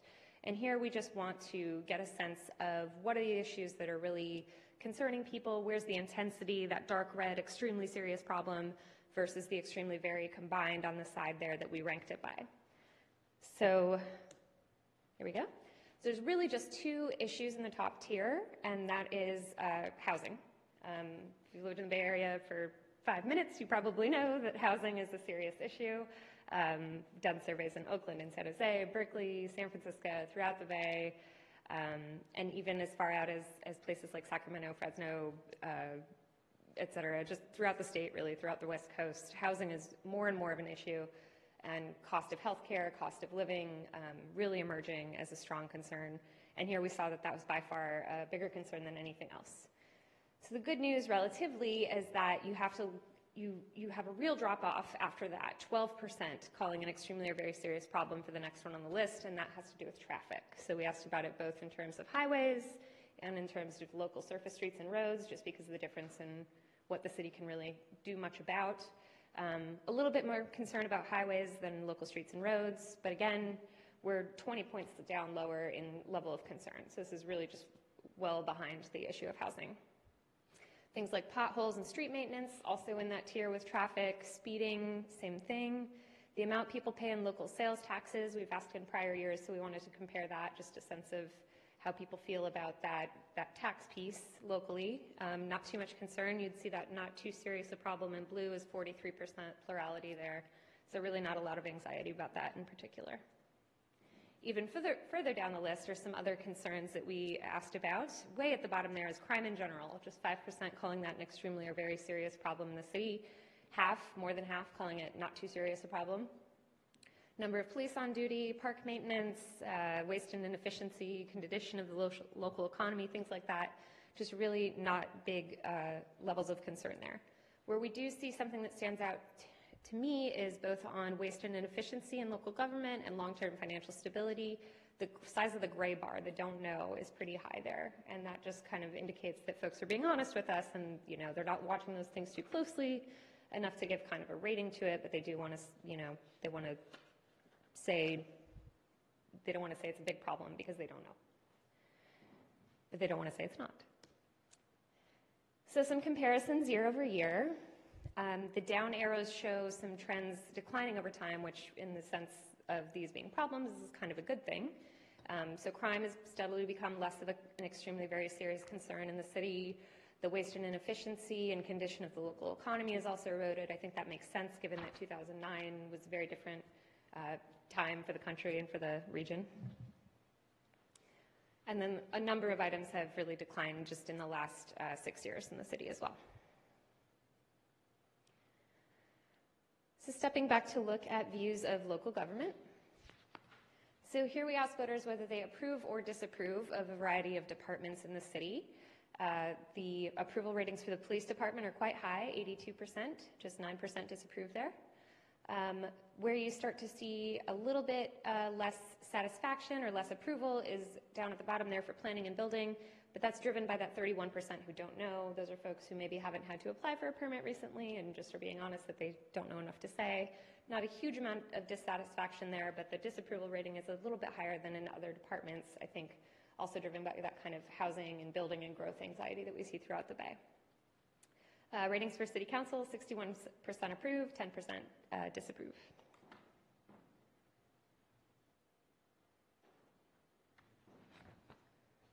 And Public Works, Recreation, and the city government overall also getting 2/3 or more approving of those, and fewer than 1 in 10 disapproving, so all very positive. So we also read folks a few different statements, just kind of straightforward perception statements about what it's like to live here, and asked them if they believe those are accurate or inaccurate statements. 92% agreed that the city is a good place to raise a family. 57% strongly agreed with that or called that very accurate. And I looked at crosstabs for folks who have children or who are more likely to be in age groups with young children, and really that obtains whether you do or you don't. So even folks who've chosen not to have children or don't still feel like it's a family-friendly city.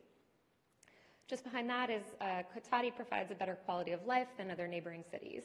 76% say so that's something to hang your hat on. 34% say that's a very accurate statement as well. And then the question about city government, again, we see a bigger share undecided or saying they don't know enough to say. 56% say that the government operates in a way that's open and accountable to the public. So majority there, but a slimmer one, and a lot less intensity, that very accurate. Not a lot of confidence about that, which I think lines up with what we see throughout the survey where folks are a little unsure. But that share who call that an inaccurate statement is still just around 1 in 10, so pretty low. So we also asked about a lot of different city services and programs. We asked 2 kind of major questions. One was, how important are these programs and services and projects? And the other was, how satisfied are you with those? And then we compared the results, and we'll show you what those results look like in terms of the things that people find very important but maybe less satisfied with versus the things that they find very important and are satisfied with in the other parts of the grid. We'll break it down. There were 27 of these that we asked about, and we also looked at the change over time because we do have some historical data on a lot of these. So here's a big list of some of the top priorities. This is the first question, extremely very somewhat or not too important to the city. The things at the very top, water and sewer maintenance, domestic violence response services, financial viability of the city, 911 dispatch, retaining local businesses, garbage services and waste disposal, crime prevention, and investigation. So these are kind of the very basic nuts and bolts things that the city takes care of, the things that seem most urgent and important to folks have to do with, kind of keeping the lights on or keeping the water running, and also making sure that folks who might be vulnerable are protected. So those are the things that we find 84% or more are calling extremely or very important, and half or so are calling extremely important. So real intensity, passion around these being important to the folks who live here. A little bit further down the list is when we kind of step back a bit. So maintaining the city's own city-run local police department, 40% called that extremely important, 81 called it extremely or very important. So really, these are all quite high overall. Again, we've got more stuff having to do with water, road paving, fiscal stability, police, and youth recreation programs is also in this kind of second high tier. 75% call that extremely or very important.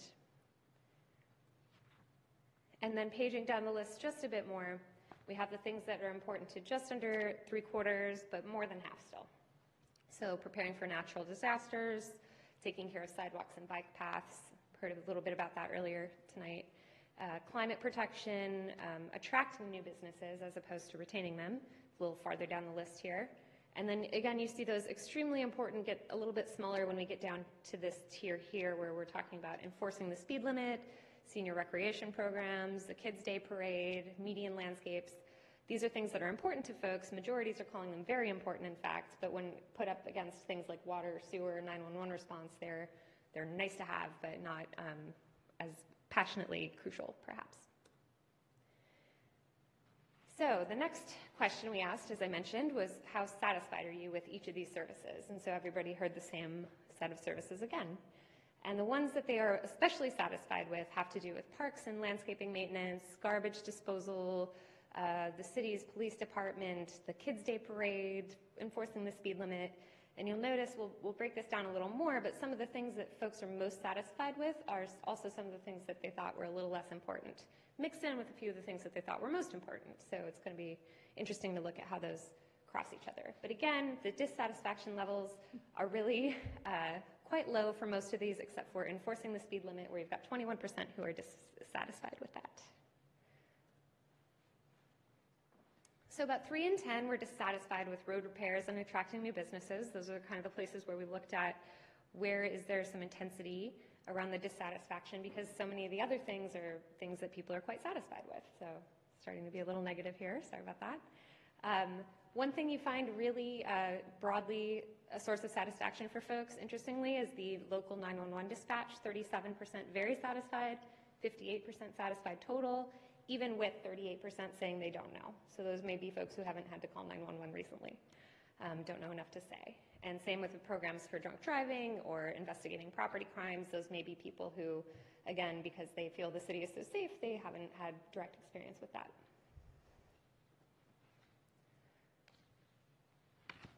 And then here we see the don't know bars get really big. These are where majorities or a little under are saying that these aren't things that they've experienced personally. So these aren't places where people are dissatisfied necessarily. In fact, those total dissatisfied numbers are lower than they were for those two I mentioned on the other page, but they are ones where folks have less experience or less knowledge. So financial viability of the city, folks just don't know. Youth recreation programs, if you don't have a kid at home, you might not know. Domestic violence response, a similar thing. And preparing for natural disasters. So this can be a way to think about both the breadth of services being used. Maybe it's fine that folks don't know about youth programs if they're not relevant to them. But when it comes to things like preparing for a natural disaster, maybe you do want citizens to know how you're doing and learn more about that. So that can be an information point for you all. So as I mentioned, it can be really informative to kind of cross those results, get the importance on one side of the graph and the satisfaction on another, and really look at places where there's room for growth and look at places where you're doing well. So at the bottom here, we've got the importance on the x-axis. We start with 0, we end at 100, and satisfaction, 0 to 100 going up. And you can see they're all clustering on that importance side of the graph. But basically, folks are calling a lot of things really important, so we kind of cut the graph up even further. Sometimes we can put it into fourths, but here we had a little more trouble with that. So if we remove the don't knows, so if we take out those folks who just don't know enough to say from the satisfaction part, we see that clustering happens even more in that upper right. We really just have that one quadrant left. So we'll zoom in to look at these more closely. So there are a lot of services that are seen as extremely or very important by 70% or more, and with satisfaction levels of at least 70%. So that's kind of our lower bound on each of the quadrants there. And here's a list. We had to put it in small type because there are so many of them. And this is a good thing. This is the things that the people in your town care about, that your city care about, are also the things they feel that the city's doing well about if they know enough to say. So these are all things that are areas of strength. So police patrols, businesses, natural disasters, conservation, recreation, crime prevention. It's a big list. Many of the items on the list are in this crucial quadrant here. One item that was a little lower as a priority level and also had a little bit lower satisfaction levels to match was about attracting new local businesses. So while folks are not necessarily jumping up and down with satisfaction, it's also not their highest priority. These are a few of the services that were seen as important by fewer people, but folks were had higher levels of satisfaction with. So these are things where you're doing well, and that's a bonus because it's stuff that folks are a little bit less passionate about than the things on that first set of slides. So things like climate protection, senior recreation, median landscaping, Kids Day Parade, and that speed limit question, which was a little divisive. Maybe things that folks think are nice to have, or something more like that than the basics on that first slide. And then these are the only two that we found where service levels, satisfaction levels were notably lower than how important they were to folks. So it's hovering around 80% on importance, but in the 60-70 range for satisfaction. And here we're really digging to find places for improvement, and this is where we found it. And that is road paving repair and maintenance, and then the fiscal emergency account. And that, again, is one where a lot of folks aren't quite sure. And so people who do know enough to answer the question may have very polarized views on either side of it. So we also have some really specific questions about safety in the city this time, including, when you're in Cotati, do you feel very, somewhat safe, somewhat unsafe, or very unsafe? 96%, just about everybody, said they feel safe, and 62% called themselves very safe feeling in the city. Just 4% say they feel at all unsafe, and those are all in the somewhat category. So really hard to find numbers much better than that. We also asked folks to agree or disagree or say how accurate they believe the statement was about a specific police officer assigned to patrol their neighborhood. We learned this is a relatively new program, so perhaps this is unsurprising, but 62% of folks were honest with us and said they don't know enough to say. And then of the folks who did answer, there is an even split between those who think that's true and those who think it's false. So I think that just points out that there's a lot more education to be done around this. So we also asked about city services and communications, the ways that city government relates to folks in their day-to-day lives. First is just a list of sources where people could receive information about city government, and we asked them how frequently they consult those sources. Up at the top, most frequent are things like the Press Democrat and the Community Voice, old-fashioned kind of newspapers, the city's newsletter and your utility bill. Anything that comes with a bill attached is usually well read and paid attention to. A little further down the list, we get things like social media, the city's website itself.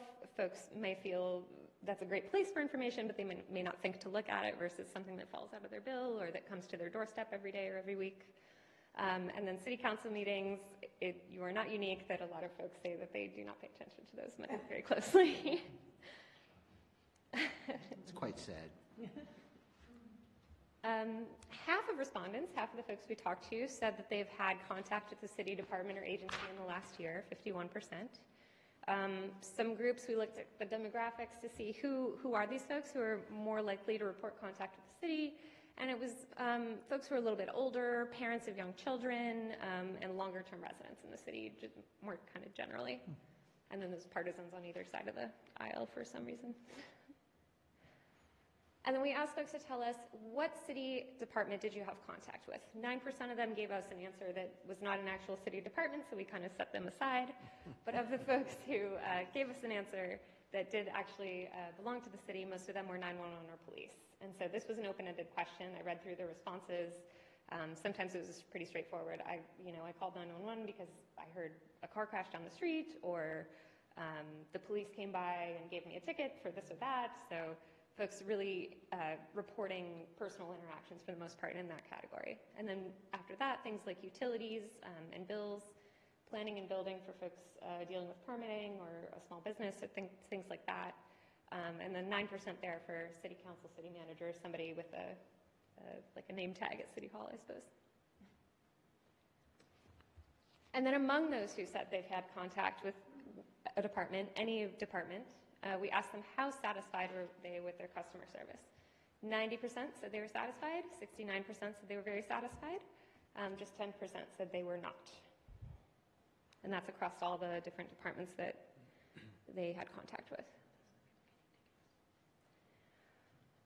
So now I'll step back, talk about conclusions, and then I'm happy to take questions. I have a very large book with lots of details about all this information that I'm happy to share. Essentially, as joked about in the beginning, but it is true, respondents are very satisfied with life in the city. It's contrast to many of the Bay Area cities in California and West Coast cities where we do this work, where there's increasing pessimism driven by things that even here are seen as problems: cost of living, traffic, housing. Here, there's enough good going on that folks largely say that the city's headed in the right direction and they're happy to be living here. They overwhelmingly see it specifically as a good place to raise a family. They feel quite safe here, and they broadly approve of the police, the public works and recreation departments, those kinds of day-to-day organizations. They have a lot of affection for, I suppose. Approval ratings for city council were positive. And those who've had contact with the city employee or department, whichever department that was, are overwhelmingly pretty satisfied with their contact. So happy to take any questions. All right, thank you very much for that presentation, Ms. Everett. Do we have any questions from council? I'll start at this end for a change, turn my neck around, with Vice Mayor Skillman. No real questions. I appreciated the overview and the depth of the questions. And thank you for putting this all together and spending the evening with us. And actually, and it's not a question, so I can wait. I was going to make a quick comment if I could. Just please.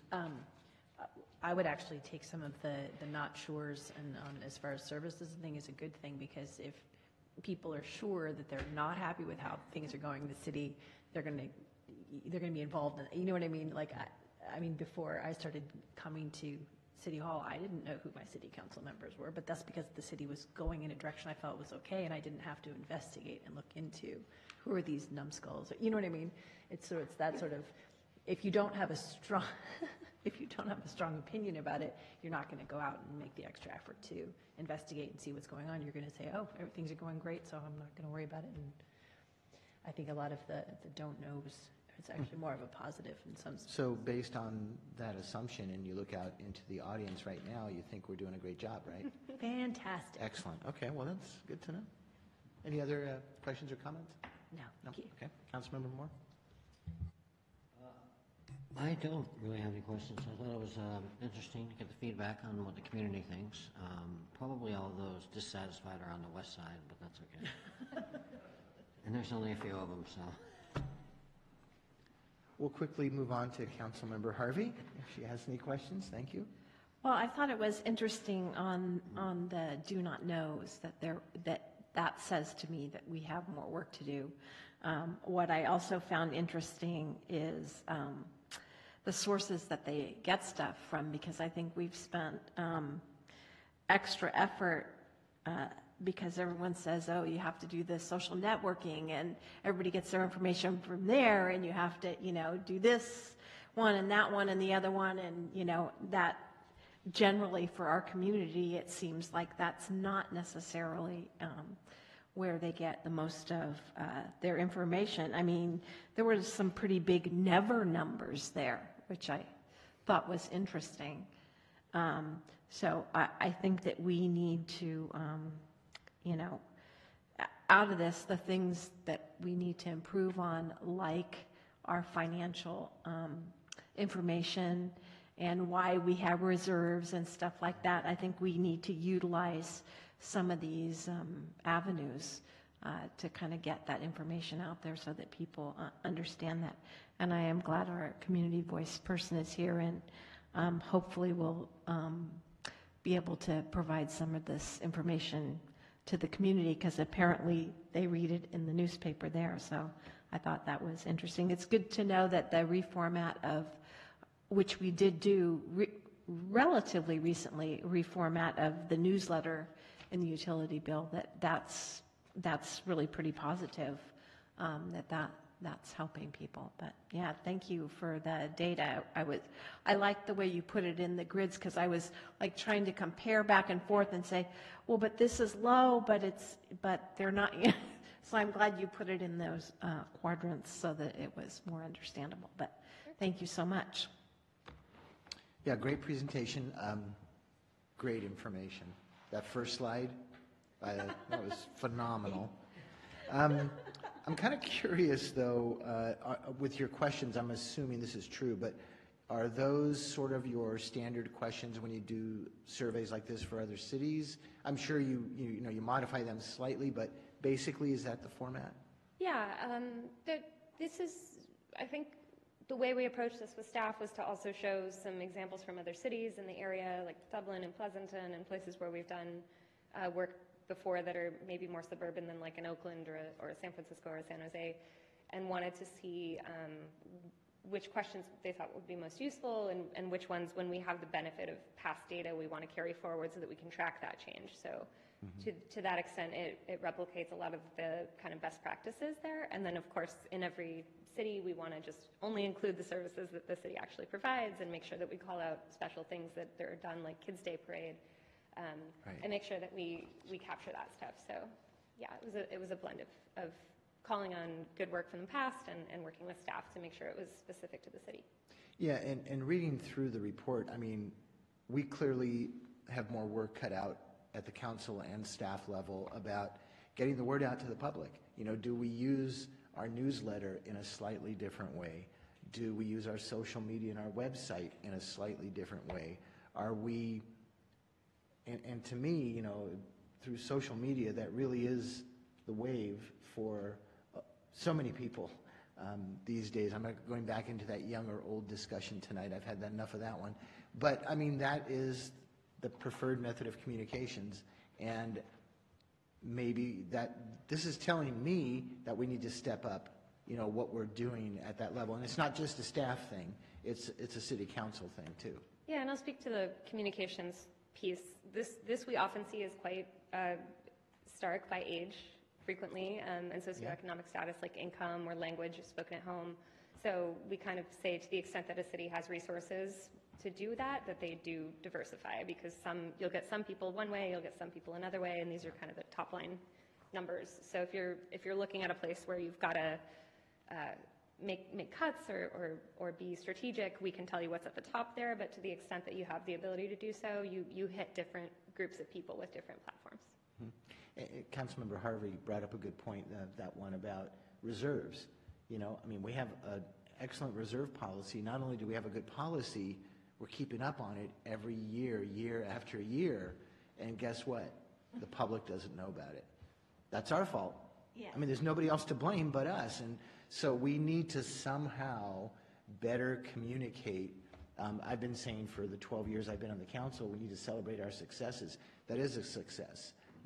That balanced budget for 8, 9, 10 years running now, that's a success. And I think that gray box was driving me nuts when I was going through this, because it's like, why do you not know? Well, because it comes right back to us. I mean, that's what it does. And if you look at where the majority of people were getting their information from, that's not typically where we put that information. Right. We don't have the Community Voice or the Press Democrat publish our budget. Oh, we will. But, Yeah, and, well, I mean, okay, we're not going to go to that extreme, obviously, but a summary article that maybe we start writing and submitting. I don't know, and this is maybe part of the strategic plan discussion too, so we won't get into it tonight, but it was very eye-opening for me. I mean, yeah, there was good information, and then there was eye-opening information. That's a nice way of saying bad information, I guess, but and again, it shows, it's like an evaluation. It shows where you could improve upon something that you think you're doing really well, and maybe in the public's eye we're not. And so we need to communicate that. So this was great. Really do appreciate this, and thanks staff for getting this together. Yes, please. So you said that people did it online and you spoke to people. Can you give us the breakdown of the 300 and some odd people, 327, how that was split? I like numbers. So 40% took it via phone and 60% took it online. Okay, and on the online side, essentially, we emailed, I think everyone for whom we had a record and invited them to take a survey or a sample, and asked them to take the survey. And there, we can't control the response versus the phone, where once we've got enough, we stop calling. So once we've sent the email invitation, folks can keep rolling in responses, and your community was very responsive on that side. So then we came in later with the phone calls a day or two later and targeted the demographic groups that were less responsive online to make sure we got representation from every kind of corner of the community. And were we, consistent's not the right word, but were we similar to what you've seen in other cities from that perspective? In terms of response? In terms of, the online versus using the phone method? Yeah, that it can differ for different reasons. The size of the community is one thing. It's the number of emails you just have to work with to begin with on the voter file, and from commercial sources we see it. The kind of relative kind of longevity of the population in a city, whether, in Oakland it's a little bit harder because there are a lot more folks who've moved in very recently, who come and go, or in cities with lower economic status, or even more rural cities where internet access is harder to find. Here we didn't have those hurdles, and so to cities that with comparable kind of demographics and geographics and things like that, I think it was very comparable that we got a lot of response online. And do you find that getting the data one method versus the other adds or detracts from the results? Yeah, so it's something we've had our eye on for years. It's a really important part of our business. We do know that the folks who tend to respond on the online side tend to be younger, tend to be higher socioeconomic status, which is another reason we make sure we get folks on the phone as well. The quality of their responses, or the content of their responses, is different in terms of that don't know category we find. But otherwise, the kind of correlations between the differences in questions we see seem to be really described by the differences in the people who choose that form. So younger folks may be more likely to say, yes, I have a kid at home, but that's because they're in their 20s, and so it's more likely to have a kid at home than someone who's 75, who may take it on the phone. Thank you. Sure. Kind of a follow-up to that, if I could, and then we'll let you go, I promise. Sure. I think. It's up to you two. I have completely forgotten my question. What? So, Mayor, while you think of that, I'll fill in the moment with another statement here.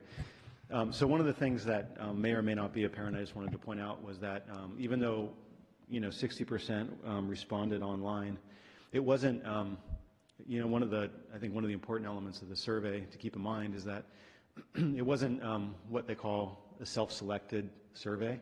So it wasn't, in other words, nobody could just hop on and take the survey. It was directed at certain individuals, and only those people could take the survey online, as opposed to something you just post on your website and anybody could take the survey, which is what's referred to as a self-selected survey. In those kind of surveys, you can't control who takes it.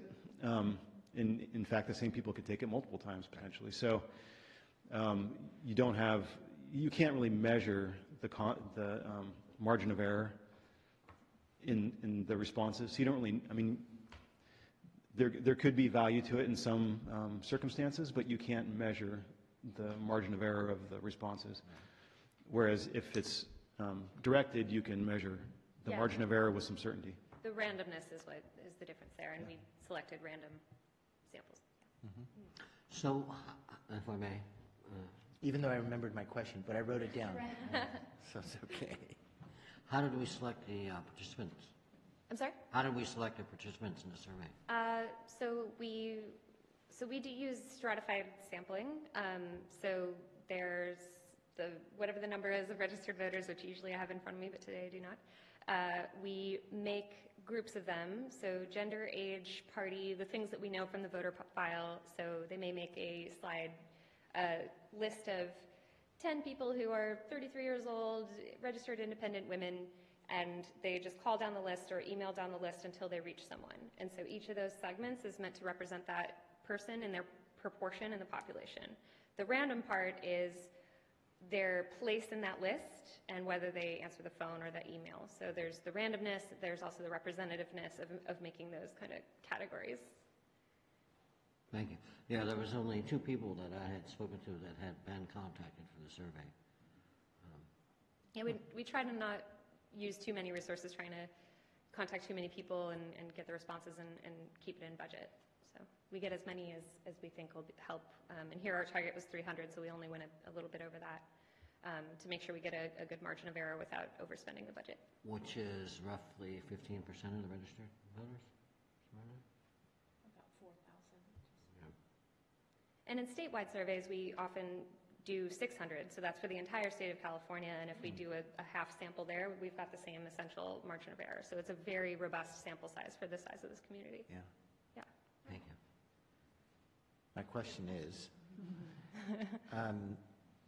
and do not feel obligated to answer this like I want to hear the answer, but from surveys you've done in the past and been involved with and comparing it to this one, were we somewhere, let's just say, above or below the norm for positive, negative responses? I'm just kind of curious because a couple of times, I was checking things, and a couple of times you did say, that's above the norm from what we usually see. So, I mean, what can you tell us about that? I'm just curious. Well, that's the part where it gets more anecdotal. So I've been doing this for about 3 years. My company's been doing it for 30-some. And so sometimes we've got these big tomes of data, and other times we just have our conversation among ourselves. I kind of specialize in Bay Area and some places in kind of like the Riverside County area, and it's an interesting contrast. Here, I think we're seeing results throughout here that are largely really positive. To see 90% and higher on things like perceptions of safety and good place to raise a kid.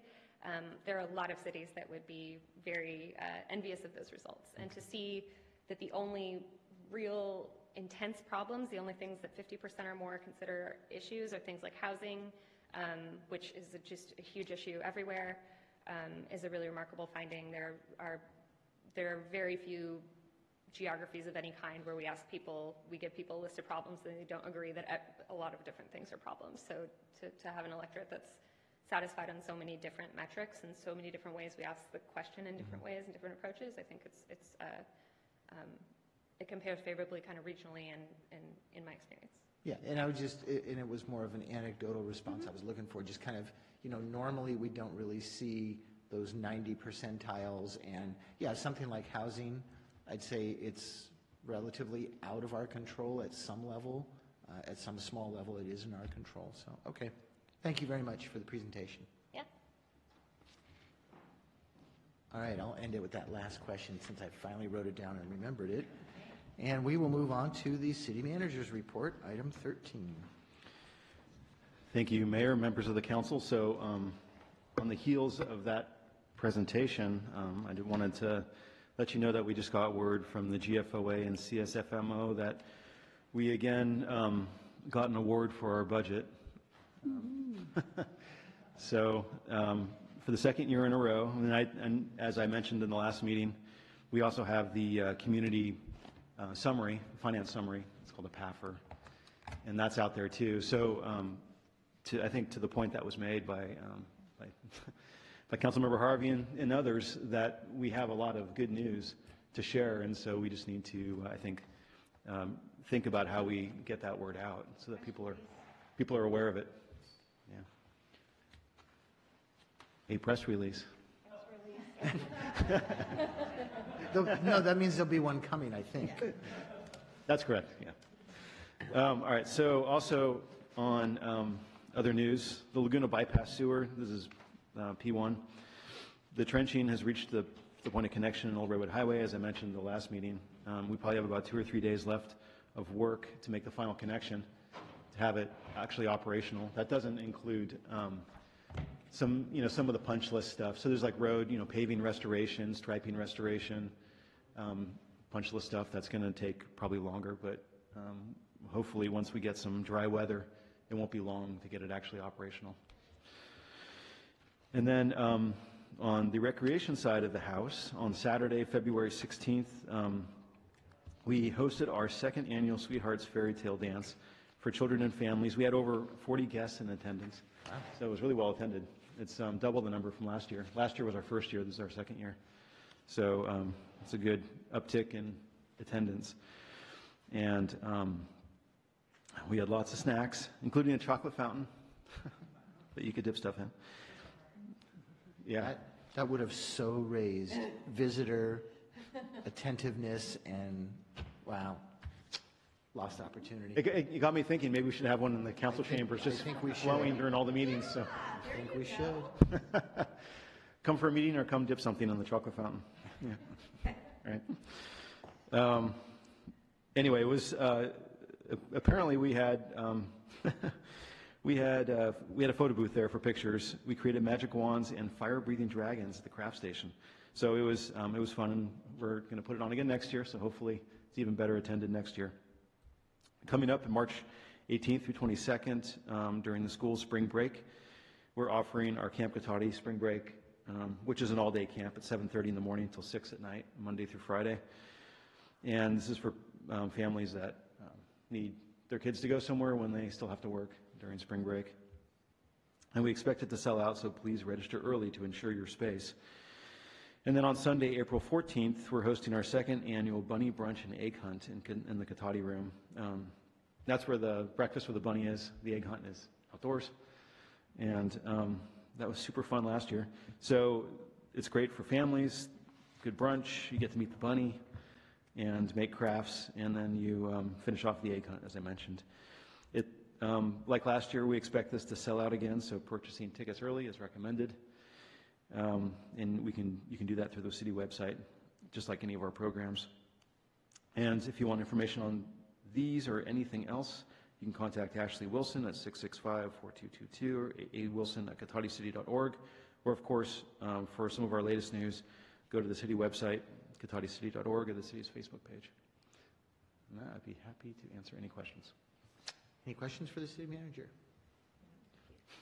Do you care if he's going to go to that bunny hop thing? Well, I do care, but You do? that wasn't my question. Okay, please.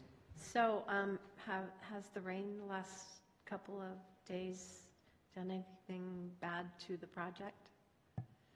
Since it's really a lot of water? No, it hasn't. It's only affected the schedule. It would have been done weeks ago if it wasn't for this extremely wet winter that we're having.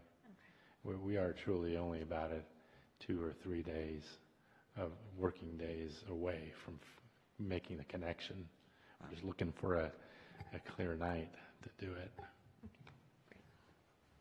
I'll keep my fingers crossed for dry weather.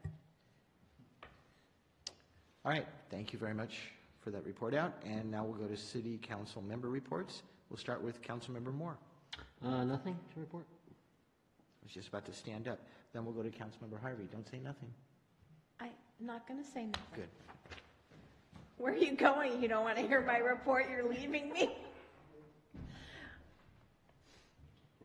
There he goes. The only thing I have to report is I attended the Sonoma County Waste Management Agency meeting, and we are narrowing in on a new executive director. We spent, 4.5 hours interviewing. Was quite painful, but yeah, we are getting close. So hopefully at the next meeting we'll be able to announce that. So I heard every word. Vice Mayor Skillman. I attended the Library Advisory Board meeting on February 19th, and it's just amazing with the increased revenue and resources that they have available, how many more resources you have available now to you. I mean, you can go and with your library card, you can check out a tablet, and you can use the tablet while you're in the library, and you have access to the internet. And they're working still too on doing the mobile hotspots that you can then check out with your library card. And they're looking at, and this is just in discussion phase, so nobody panic, but they're talking about just doing no fines. So they're finding that in cities where they've done that previously, obviously Sonoma County's looking at it from all sides, but that people then returned books because they were concerned about, I don't have the $10 extra or whatever the fine had gotten to. So they're talking about maybe doing some kind of fine forgiveness, which would really help folks who, you're going through your car and you go, oh my gosh, my kid checked this out 4 years ago, what's going on? Yeah, exactly. Or it ends up in a box because you were moving or something. Anyway, so that was one of the things that they were looking at possibly doing.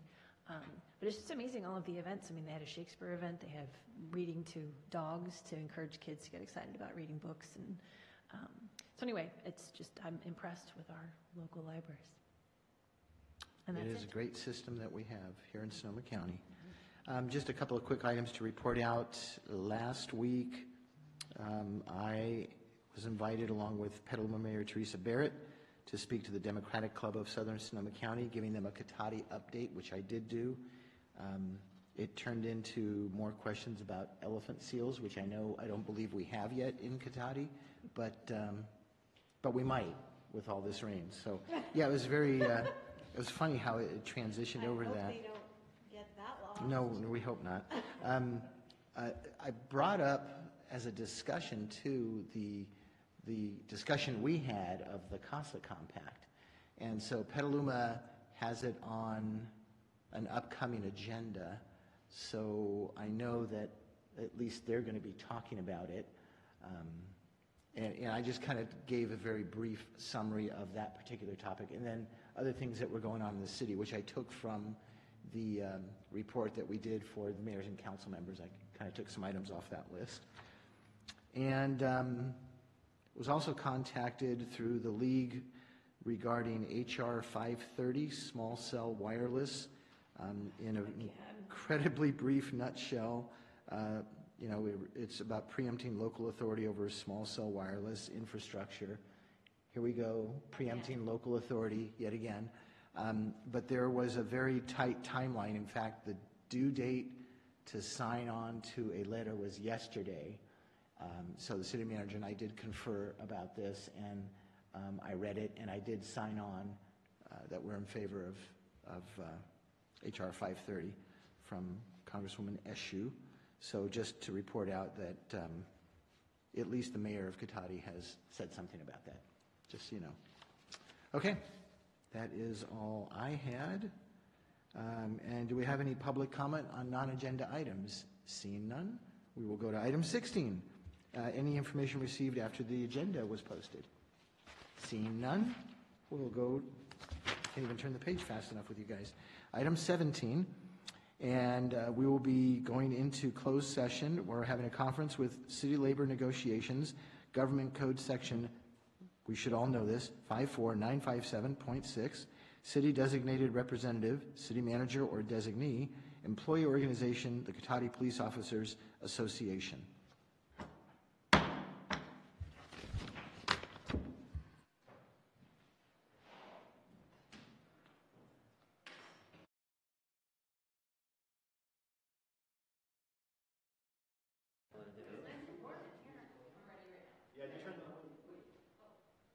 Lauren, do you have your space heater on here? No, I don't. It's like super hot. Check.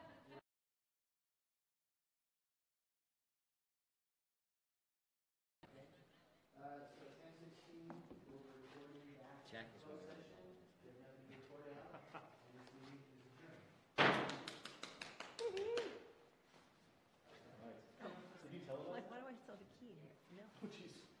No, not the whole thing. Okay. No, just the last bit. Okay. Yeah. For him at the microphone.